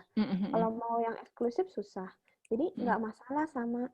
Tapi bikin mungkin entah riasannya, aksesoris yang dia pakai, kondisi sekitarnya, ambience-nya, itu kita banget gitu. Kayak saya lihat ada Denai namanya, itu dia jualan kerudung ya. Ntar saya share screen lagi deh. Denai itu jualan kerudung, tapi untuk ibu-ibu dia tuh. Arahnya ibu-ibu, terus ibu-ibu sampai itu mertua saya tuh guru ya. Tapi sampai buka arisan di sekolahnya sama teman-temannya kerudung Denai itu teh yang sekitar berapa bulan sekali menang gitu. Jadi sampai saya salah nulis ya Allah. Kayaknya teh. Denai scarf kalau nggak salah. Scarf kayaknya ada scarfnya ya. Scarf. Benar nggak sih? Kemudian benar. Oh iya benar. Nah, sampai itu tuh memang ngehits banget deh kalau kita lihat kayak dia bikin dia ikut pameran ya di Hijab Fest. Saya juga suka ikutan. Itu tuh dia rame banget, memang penuh banget. Yang ibu-ibu tuh sampai pokoknya sampai tergila-gila lah gitu. Padahal dia sell itu nggak murah. Saya juga kalau ikutan pameran yang Hijab Fest, pasti saya ikut ngantri di si Denai. Ini pasti saya ikut ngantri. Dengan tujuan bukan buat saya sih sebenarnya, buat memenuhi lemari mertua saya sih. Saya suka sama Denai ini, jadi saya rela ikut-ikutan ngantri si Denai ini. Harga sel dia itu nggak murah, paling murahnya juga cuma 150.000 untuk kerudung. Padahal orang lain jual kerudung yang udah printing kayak gini 125 mungkin dengan harga normal. Dan dia itu 150 udah sel. Kalau dilihat, saya lihat ya, saya ini tahu model-model ini dan ini dipakai di beberapa tempat lainnya. Nah, saya ini teh lupa namanya. Ini tuh model-model ya ini juga ini saya tahu juga lupa lagi namanya. Saya nggak hafal teh. Aku soalnya pernah pakai. Aku pernah pakai gitu? mereka buat foto-foto, ya. Nah, cuman kalau di Denai mereka gayanya saya suka dandanannya menurut saya ya kayak agak-agak menor menurut saya. Tuh lihat kayak pipinya tuh merah gitu kan. Oh iya. Pokoknya jelas gitu, garis-garis mukanya tuh jelas. Iya. Ke menorannya teh kelihatan gitu, maksudnya teh ibu-ibu banget gitu ini mah. Nah, soalnya di mana hijab lain biasanya kan pakai istilahnya tone hijabnya, terus makeupnya tuh semuanya soft gitu. Cuman Denanya ini dia bold gitu ya jatuhnya ya. Kalau Dena itu kayak gitu, pasti si lipstiknya tuh suka warnanya tuh ke oren-orenan, merah, warna-warnanya tuh kayak gitu. Nah, ini Denai banget menurut saya, makanya. Jadi kita bisa mencirikan dari aksesoris, dari riasan misalnya seperti itu sih gitu. Oke teh, berarti sebenarnya jadi kesimpulannya sebenarnya nggak masalah, tapi tetap si model itu sendiri harus dicirikan sesuai dengan karakter yang udah kita bangun dari awal gitu ya teh ya. Saya ada temen yang jualan baju itu dia kalau foto syarat gimana ya, modelnya tuh selalu disuruh ketawa, jadi semua foto dia modelnya ketawa, udah gitu aja. Nah, emang dia mau bangunnya seperti itu si image brandnya gitu.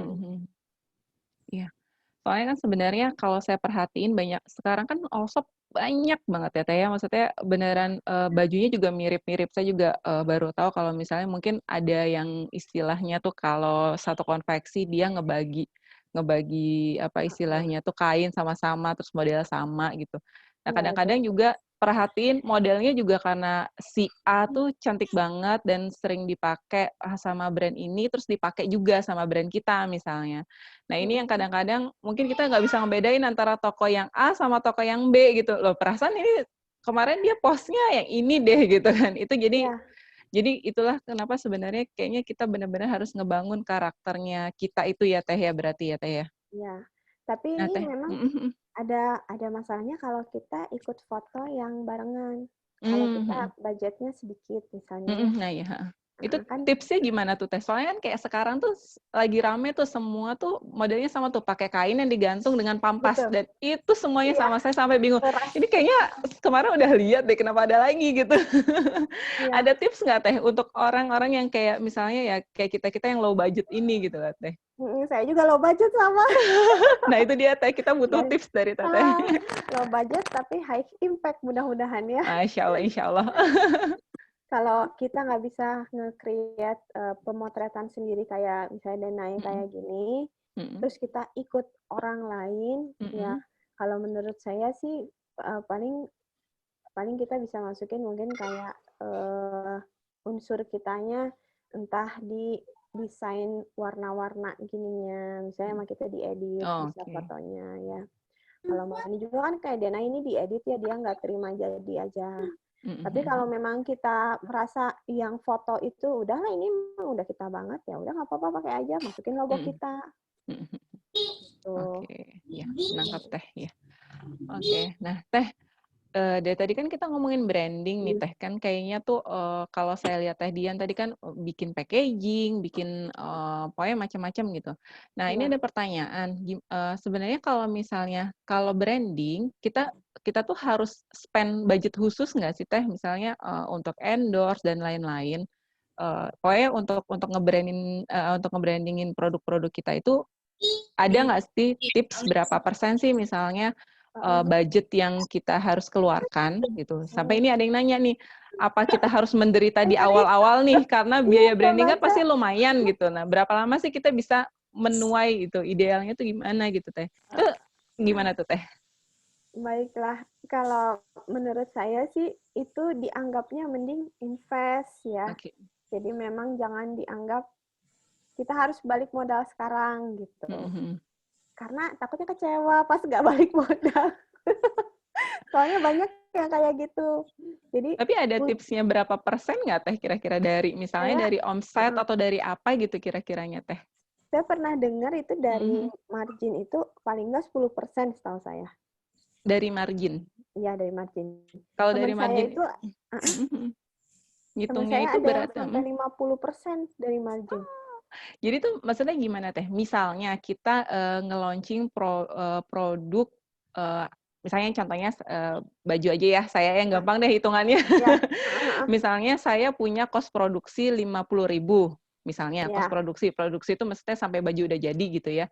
Nah lalu saya mau jual produknya harga 100.000, berarti saya punya margin 50.000 gitu ya. Ya, betul. Nah kira-kira apakah saya ngambil dari si 50.000 yang kedua itu, maksudnya jangan 50.000 deh, saya jualnya 110 deh, jadi saya punya margin 60.000, biar angkanya beda, ajunya 60.000. Nah dari 60.000 itu kira-kira apakah saya ngambil dari situ, atau saya melihat dari total misalnya saya produksi di season itu atau di bulan itu misalnya 10, berarti 60.000 kali 10 produk baju berarti 600.000, terus saya ambil 10% dari 600.000 itu atau gimana Teh? Itu sebenarnya sih kalau kita masih baru menurut saya sih maksudnya masih kayak kita kecil-kecilan ya. Mending disesuaikan aja sama keperluan kita, kebisaan kita segimana. Tapi kalau misalnya saran saya, mending memang dicoba dinaik-naikin aja pelan-pelan. Jadi misalnya kita sekarang sanggupnya 5%. 5% dari margin yang tadi Teteh bilang 600.000 itu ya. Oke. 600.000 itu, terus 5%-nya kita masukin ke anggaran untuk misalnya ads masuknya ke bagian awareness. Nah, itu kan juga bisa jadi branding kita. Nah, nanti kalau misalnya kelihatannya bisa kita naikin pelan-pelan. Kalau saya sih sebenarnya budget-budget yang seperti itu saya masukin di HPP kalau saya. Oh, jadi dari 50.000 itu sebenarnya udah ditambahin misalnya 10.000 harga produknya, kemudian ya udah saya jual, jadi marginnya saya ambil itu tadi kalau harga saya jual 110 berarti 50.000 gitu ya Teh, ngitungnya gitu ya. Iya, kenapa? Karena menurut saya sih produk saya masih bahasanya si yang tutu anak ini masih cukup beda dengan orang-orang lain. Jadi tergantung barangnya juga. Sehingga menurut saya produk saya ini tidak ada tolak ukur pastinya itu harganya harus berapa. Gitu. Kalau barangnya sudah jelas, oh yang gini mah harusnya sih cuman 100.000 misalnya, atau yang gini mah wajarnya sih 150.000 aja gitu untuk target market kita ya. Nah kalau gitu sih berarti ambilnya dari margin gitu. Tapi kalau misalnya kita merasa kita ini kayaknya kayak handicraft apalagi itu, kalau gitu kan nilainya tidak terukur ya, nggak jelas berapa gitu dihargai orangnya. Nah itu kita bisa masukin juga di HPP, jadi nanti nggak terlalu berat buat kitanya. Saya sih asal masih dibeli-beli orang mah nggak masalah, bisa gede-gede aja kita ambil marginnya. Kecuali kalau misalnya kita jual segitu ternyata nggak ada yang beli, sepi, berarti kita salah kan naruh harganya kayak gitu. Oke. Berarti sebenarnya ada materi lain ini tentang strategi pricing ini sebenarnya Teh, benar nggak Teh? Itu ada materi selanjutnya ya Teh, boleh ya? Silakan Teh Nana. Aduh, saya mau jualannya baru sedikit pisan. Insya Allah. Oke, berarti kayak gitu ya Teh. Berarti memang benar-benar harus disesuaikan ya Teh ya. Berarti sebenarnya saya kalau boleh tadi tuh kalau yang Teteh bilang sebenarnya salah satu keuntungannya Teteh punya produk yang beda dengan kompetitor itu kita bisa ngeset pricing-nya lebih leluasa gitu ya Teh ya. Iya betul. Nah, Teh ada pertanyaan, cuman ini saya sebenarnya agak kurang jelas sih dari Beta. Teh maaf mau ikut nanya, ketika Teteh mulai branding itu serta merta ninggalin jualannya atau dimasukin ke toko pelan-pelan gitu Teh gitu. Oke. Terus disambung nih. Peralihannya gimana Teh? Terus kalau nama brand atau tokonya berubah nggak dari awal gitu? Ini ada 2 chat yang berurutan kayaknya nyambung, cuman terus terang saya agak bingung. Atau Teh Beta mau bicara Teh? Mana? Di unmute boleh Teh Beta? Mungkin lagi sibuk Teh. Oh iya, mangga silakan Teh Dian mungkin dijawab seininya aja. Iya. Waktu peralihan itu saya nggak ganti nama toko. Soalnya menurut saya sih nama si Jepaf ini nggak jelas sebenarnya dia jualan apa. Karena tidak mencirikan apa-apa. Jadi menurut saya nggak masalah. Saya tetap pakai nama ini. Dan belum terkenal juga menurut saya dia sebagai apa. Jadi ya udah pakai aja lagi. Terus branding itu serta-merta ninggalin jualan enggak juga. Soalnya tadi yang ada video yang Dewa Eka Prayoga ya, dan ada juga Pak Bi pernah juga, Pak Bite Subiakto ya, di Instagram, itu dia pernah ngebahas juga bahwa branding dan jualan dan selling itu bisa berdampingan. Gitu. Jadi bukan berarti kita meninggalkan salah satu, enggak sih. Jangan sampai kita fokus branding aja, tapi kita nggak ada selling. Nah, nanti gimana bisa makan gitu kan? Tapi tidak juga kita selling terus, brandingnya dilupain. Kayak saya dulu seperti itu. Hasilnya akhirnya saya nggak punya banyak basis pelanggan loyal, walaupun sudah jualan puluhan tahun. Nah, makanya puluhan tahun? Enggak sih ya, enggak saya puluhan tahun. Sampai puluhan teh tadi mikir, kok saya jauh banget ya ketinggalannya. Makanya sebenarnya nggak ninggalin jualan waktu kita branding. Itu bisa kita lakukan bareng-bareng. Kayak yang tadi ada video yang Sprite, itu yang Sprite dia kan rebranding kalau menurut saya. Rebranding kita sebenarnya udah tahu itu Sprite itu rasa lime atau beberapa nggak tahu malah ya. Nah, sama dia di rebranding dengan target market yang menurut saya itu kayaknya ditegesin deh. Oh, target marketnya itu di kalangan anak muda. Terus dengan bahasa anak muda. Pokoknya si Sprite itu rebranding dan akhirnya penjualan naik kan tinggi. Sampai kayak keluarga saya juga yang tadinya hampir nggak pernah beli Sprite, sekarang tuh kalau ke supermarket suka beli Sprite. Gitu. Berarti dia berhasil. Brandingnya berhasil, sehingga impact juga ke penjualannya oke juga. Kayak yang Kompas tadi juga dia rebranding, dan hasilnya penjualannya oke banget. Nah, terus itu atau dimasukin ke toko pelan-pelan gitu, Teh. Maksudnya gimana? Teteh mulai branding, dimasukin ke toko pelan-pelan. Teteh mulai branding, masukkan ke mana? Kalau jadi memang gini, waktu saya branding itu kebetulan saya memang baru berganti kan jadi baju anak. Dan memang kebetulan kalau itu mah saya memang sama Allah diarahkan seperti itu. Kalau menurut saya ada yang datang ke saya dari yang orang hijab story mau barang saya dijual di dia. Oh gitu. Padahal setahu saya untuk yang mau jualan di dia itu orangnya tuh harus daftar dulu dan agak-agak lama sampai 2 minggu gitu kurasinya. Nah, tapi saya waktu itu alhamdulillah didatengin, jadi saya nggak perlu lewat-lewat tahapan yang seperti itu. Jadi tetap jalan bareng-bareng sih si brandingnya juga, jualannya juga. Dan kalau saya mah karena memang kebetulan ditawarin, makanya saya dimasuk-masukin ke toko-toko juga gitu. Maaf ya kalau nggak nyambung, saya takutnya salah mengerti pertanyaannya, tapi mudah-mudahan begitu. Mudah-mudahan nyambung, Teh. Sudah, ini jadi ini kayaknya banyak yang penasaran tentang rebrandingnya Jepaf, Teh. Nah, dulu waktu nge-rebranding, reseller sama mitranya gimana? Apakah Teteh dulu sudah punya reseller atau mitra? Terus sudah gitu sekarang penjualannya banyak langsung ke end user atau reseller, Teh? Oke. Jadi saya tuh dulu waktu jualan barang-barang Tanah Abang yang barang-barang murah kayak gitu, saya habis Tanah Abang juga udah produksi dan tetap kekeh di barang-barang yang murah-murah banget. Nah, itu saya punya banyak reseller dan agen. Jadi bahkan sampai sekitar 90% penjualan saya itu dipegangnya sama reseller dan agen. Jadi mereka yang beli. Jadi udah sampai berapa ya? Saya hitung kalau saya ada 5.000 orang dari reseller saya. Agennya ada sekitar, waktu itu sih masih sekitar 50 kalau nggak salah. 50 agen. Kalau reseller mah udah banyak banget sampai sekitar 5.000-an. Soalnya reseller syaratnya lebih gampang, jadi bisa lebih banyak.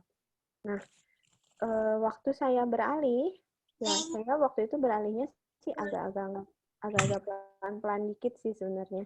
Saya ngabisin dulu barang-barang, saya masih tetap iklanin produk-produk yang saya punya, dan saya berharap jadi yang produk yang ada yang nyetok juga mereka bisa habis gitu. Baru habis itu saya ganti.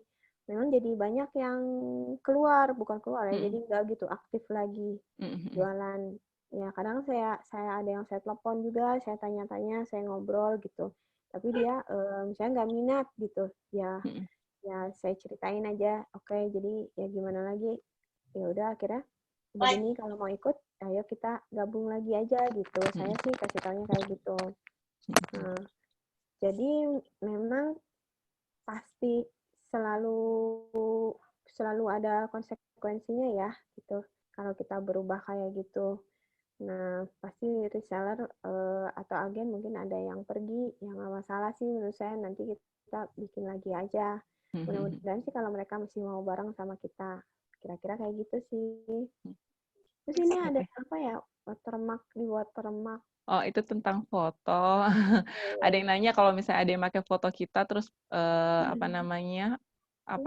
terus udah gitu barangnya dijual dengan harga lebih murah, itu kayak gimana dulu gitu. Ini kayaknya udah kebanyakan curhat sebenarnya. Jadi dari tadi sih sebenarnya saya coba, jadi kalau misalnya teteh perhatiin ya, kalau di chat mungkin saya agak lompat-lompat pertanyaannya, saya coba untuk stick tetap di brand dulu gitu, baru nanti kita baca-bacain curhat nih. Talk lanjut yang teteh dulu aja, yang teh Nanda dulu deh. Enggak. Ini udah sih, sebenarnya saya udah scrolling sampai bawah, kebanyakan udah pada curhat teh. Jadi udah maksudnya. Yang tadi itu berarti saya tuh banyaknya sekarang mah jualannya lebih ke arah end user sama agen sama reseller, lumayan sama-sama banyak. Semuanya tapi banyak memang, ya. banyak. Tapi memang kalau end user itu sebenarnya lebih banyak. Tapi agen juga banyak karena mereka sekali belanja itu puluhan piece. Jadi tapi saya nggak kayak dulu. Kalau dulu saya sering kayak ngirim-ngirim ke reseller, ke agen kayak gitu ya. Jadi ngajak mereka buat promosiin gitu. Nah, sekarang memang saya agak-agak nggak terlalu sering ngirim-ngirim ke agen kayak gitu, ke reseller. Saya biarin sih, agak-agak dibiarin juga sih yang agen sama si resellernya. Saya tuh kadang suka agak-agak khawatir barangnya tidak cocok sama mereka. Jadi kalau mereka suka, pasti mereka kan datang gitu. Oke, teh. Yep. Teh, ini mau ada yang nanya juga kalau misalnya toko offline itu masih bagus nggak kalau kondisi sekarang nih teh? Oh, kalau saran saya sih, kalau kelihatannya enggak, ya kurang bagus. Soalnya memang omset saya juga turun berkali-kali lipat sekarang itu. Jadi gitu. bisa sampai kalau dibanding tahun kemarin itu penurunannya sekitar bisa sampai 20 kali lipat turunnya. 20 kali. Banyak banget, Mas. Subhanallah itu ya. Ya, subhanallah. Tapi semua terdampak kok, Teh, kalau katanya. Ya, kemarin dengar cerita dari kami Idea, dia bilang juga katanya semua terdampak kok. Tenang aja. Ya, tapi jangan sedih. Walaupun seperti itu, saya ini insya Allah bulan ini buka di Semarang sama di Pekanbaru. Insya Allah berani banget. Jadi tetap dijalanin aja sih. Soalnya ini juga nggak tahu berapa tahun kan mungkin kita akan dalam kondisi seperti ini. Iya. Gitu. Nah, ini kita waktunya masih ada sekitar 11 menit lagi. Sebelum saya mau scrolling pertanyaan yang lainnya, saya mau nawarin ke teteh-teteh yang lain, apakah ada yang mau nanya langsung ke Teh Dian? Kira-kira kalau ada, saya mau kasih kesempatan mungkin 2 orang penanya ya. Boleh. Ada yang mau nanya nggak? Atau sambil paralel, kalau ada yang mau nanya langsung bisa raise hand ya, nanti saya bisa unmute. Kalau gitu kita masuk ke pertanyaan lainnya yang mungkin nggak terlalu nyambung sama branding, cuman pada penasaran kayaknya tentang jualan secara umum, boleh ya Teh ya? Iya. Nah ini kita go through dulu. Tadi soal foto gitu ya, ada yang cerita soal foto ya? dipakai sama kalau misalnya dipakai sama orang kayak gimana, dia bilang kayak gitu.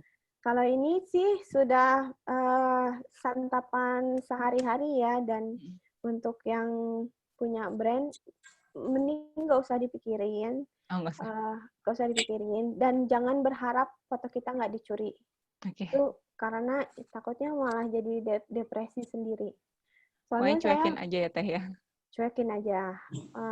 Tapi penting menurut saya kalau kita tahu orangnya siapa, ya kita ketemu misalnya oh ini online shop ini nih nyuriin foto aku. Soalnya waktu itu ada kejadian, saya itu kan jualan baju-baju dewasa waktu dulu, terus penjualan saya lumayan banyak.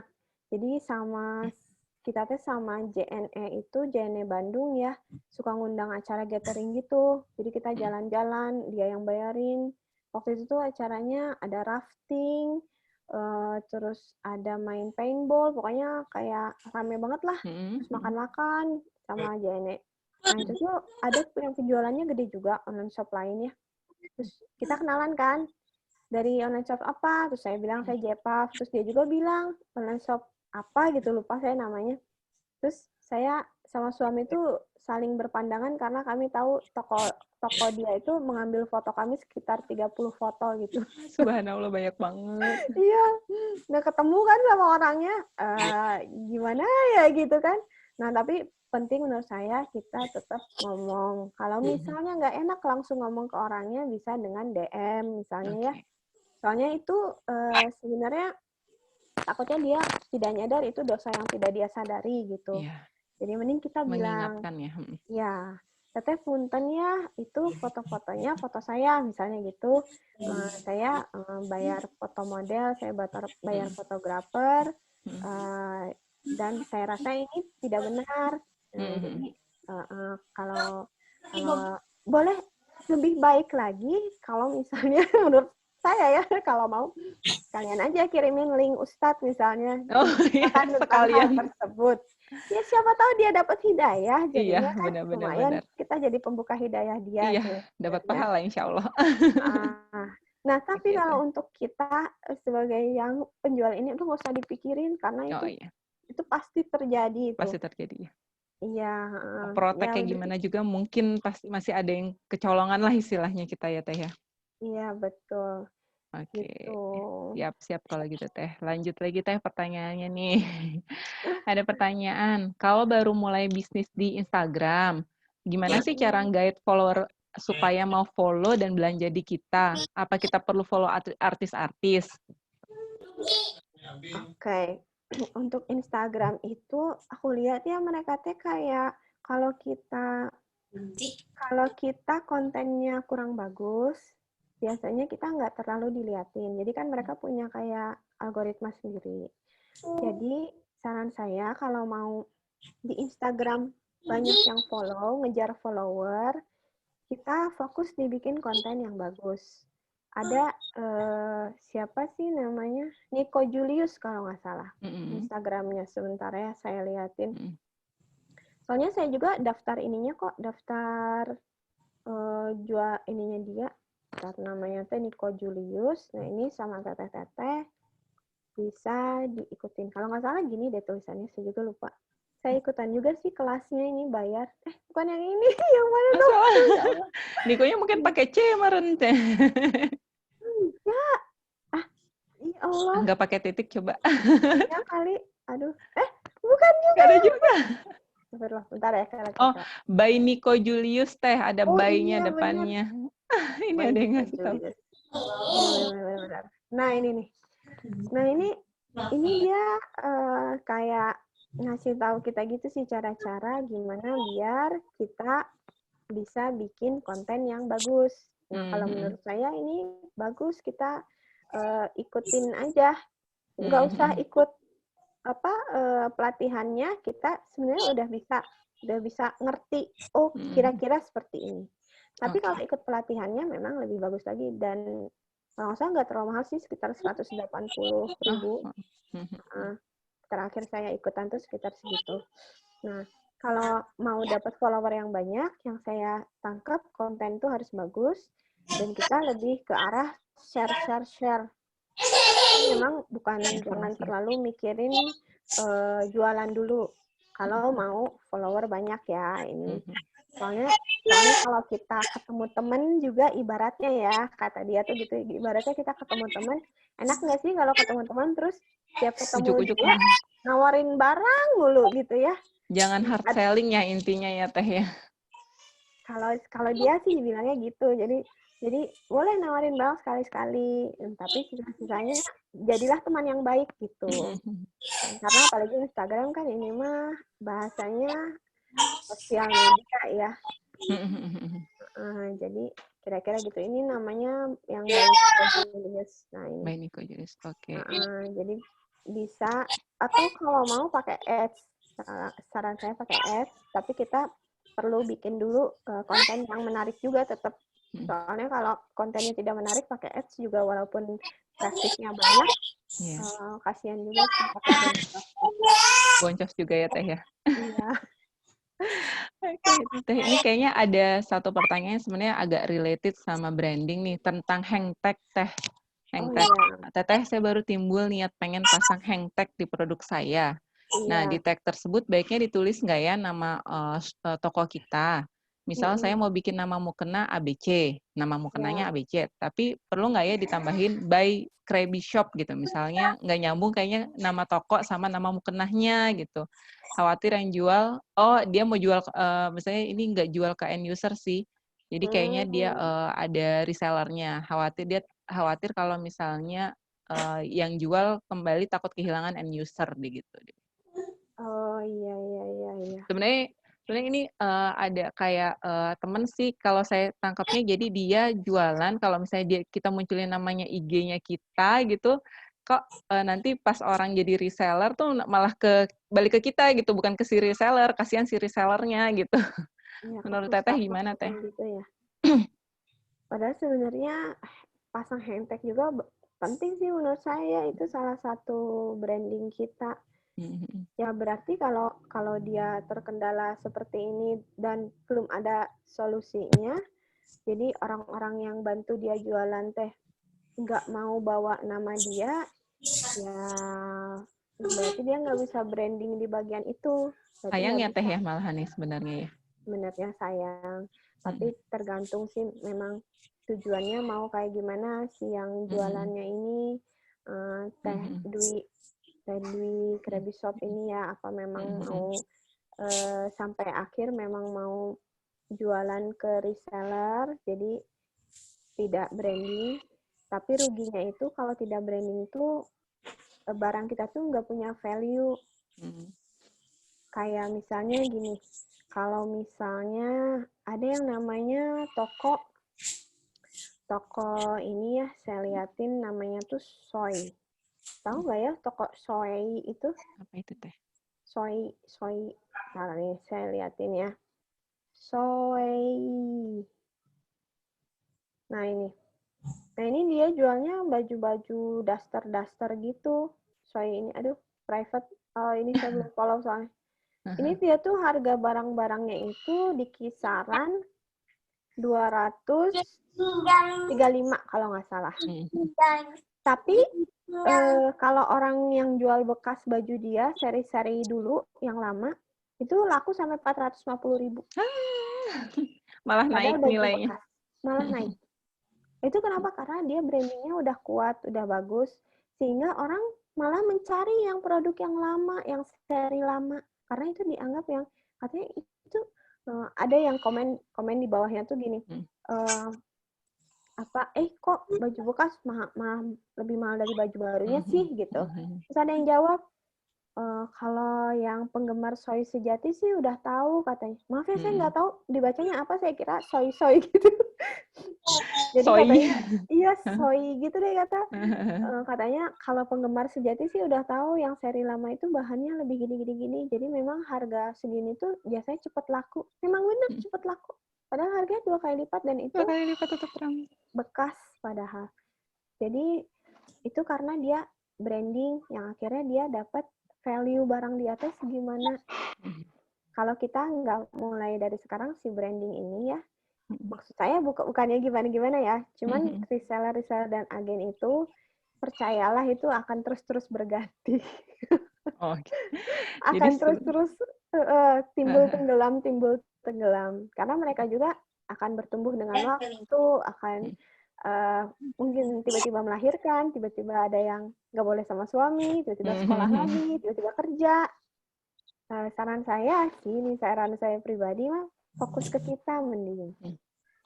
Fokus ke kita, apakah kita mau ngegedekan usaha kita. Kalau gitu saran saya branding gitu. Kecuali memang kita mau gitu-gitu aja terus ya nggak apa-apa, itu juga nggak masalah. Pilihan ya Teh. Pilihan ya.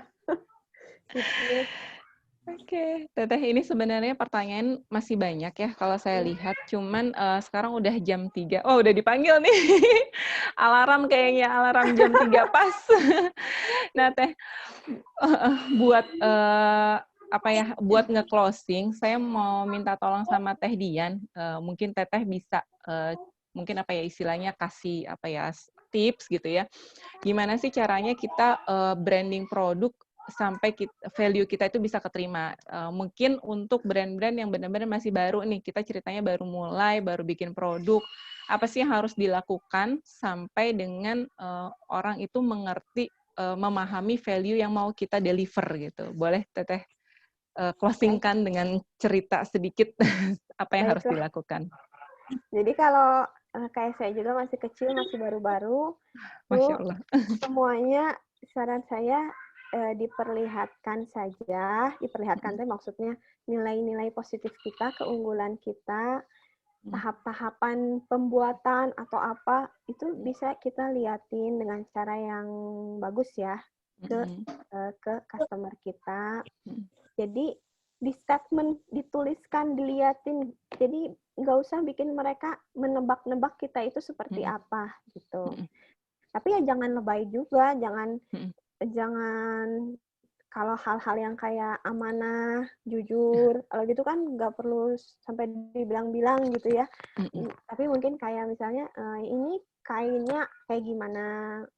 Terus kalau bisa bikin yang beda dengan kompetitor kita. Misalnya kain kita memang lembut banget dibanding kompetitor kita. Bikin percobaannya mungkin sama kipas angin kayak atau digerak-gerakan seperti apa. Nah,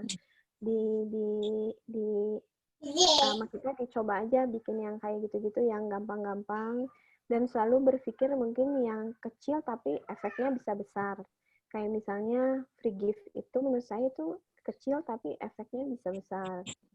Karena orang-orang itu kalau mereka dapat sesuatu yang di atas ekspektasi mereka, namanya itu service wow kalau nggak salah. Nah itu mereka akan loyal sama kita. Jadi mereka akan wah gitu. Jadi nggak cuman oh ya udah emang wajar kok aku dapat ini gitu. Nggak kayak gitu.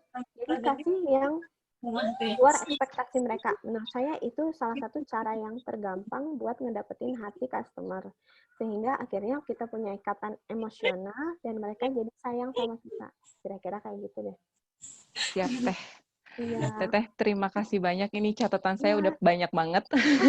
Jadi nggak sabar untuk mencoba menerapkan di di Allshop kita. Mudah-mudahan sih teteh-teteh yang lain juga yang ngedengerin juga dapat manfaat dari apa yang sudah di-share sama Teh Dian. Insya Allah saya doain mudah-mudahan jadi amal jariah ya Teh Dian ya, apa yang udah di-sharing. Nanda juga. Nanda, boleh nggak ini jawab? Ini ada satu yang kelewat.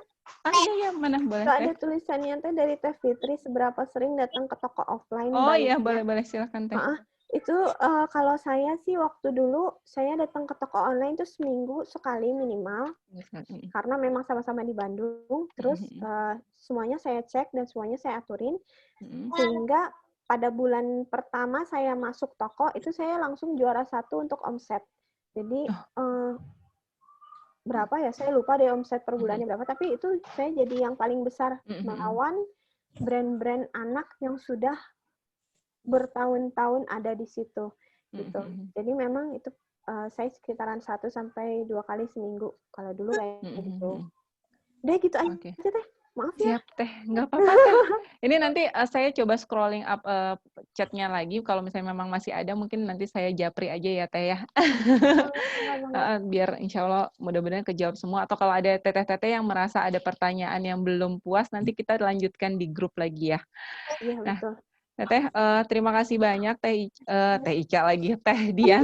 Saya mau ngucapin makasih nih buat Teh Ica. Udah dipinjemin lagi Zoom meeting-nya. Terus udah gitu. Kayaknya banyak yang belum kejawab loh sama kita ini. Iya, karena makanya saya coba tadi itu yang nyambung sama branding. Karena yang lain mungkin ada yang di luar branding. Nanti coba saya scroll lagi. Kira-kira mana yang belum. Nanti saya coba ini ya, saya copy-in ke Teteh ya. Insya Allah yang penting kalau saya sih udah menangkap tadi yang Teteh bilang kalau misalnya gimana sih kalau misalnya kita brand baru pengen mau buat mulai branding supaya value kita kerasa, yang pasti tadi ya ada pertama nilai plus kita tonjolin, terus tahap pembuatan kita tunjukin, terus kita statement jangan lupa supaya orang nggak ngira-ngira, sama lakukan sesuatu yang terlihat kecil tapi punya impact yang gede. Itu kayaknya statement-statement yang Teteh bilang dari tadi sebenarnya kelihatannya gampang tapi kayaknya susah gitu mikirnya. Tapi dicobain aja deh. Nanti kita coba tiru apa yang sudah dilakukan oleh Teh Dian ya. Insya Allah saya doain semoga jadi amal jariah ya buat Teh Dian. Terima kasih teteh-teteh yang lain. Semoga ada manfaat yang kita bisa petik dari apa yang udah Teh Dian share hari ini. Jazakillah khair untuk Teh Dian, teteh-teteh yang lain, terima kasih ya. Mudah-mudahan kita ketemu lagi nanti di Zoom meeting yang lain. Insya Allah, jazakumullah khair. Segitu aja buat hari ini. Assalamualaikum warahmatullahi wabarakatuh. Waalaikumsalam warahmatullahi wabarakatuh.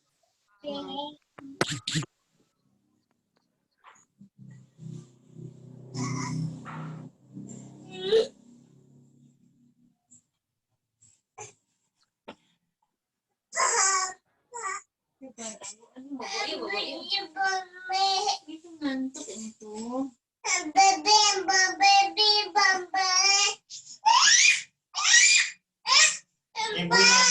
Bunyi. Kita lagi asar bunyi.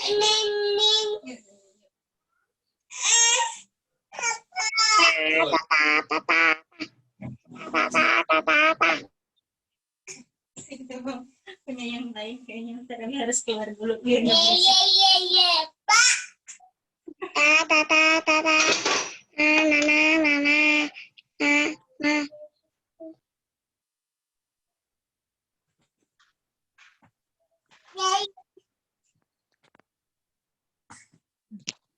Teh Dian, maksud Teh Dian. Oh, boleh saya dipindahin jadi host Teh Dian? Tadi saya nge-record harus diinin Teh. Harus di-save di saya soalnya kayaknya. Oke. Minta tolong.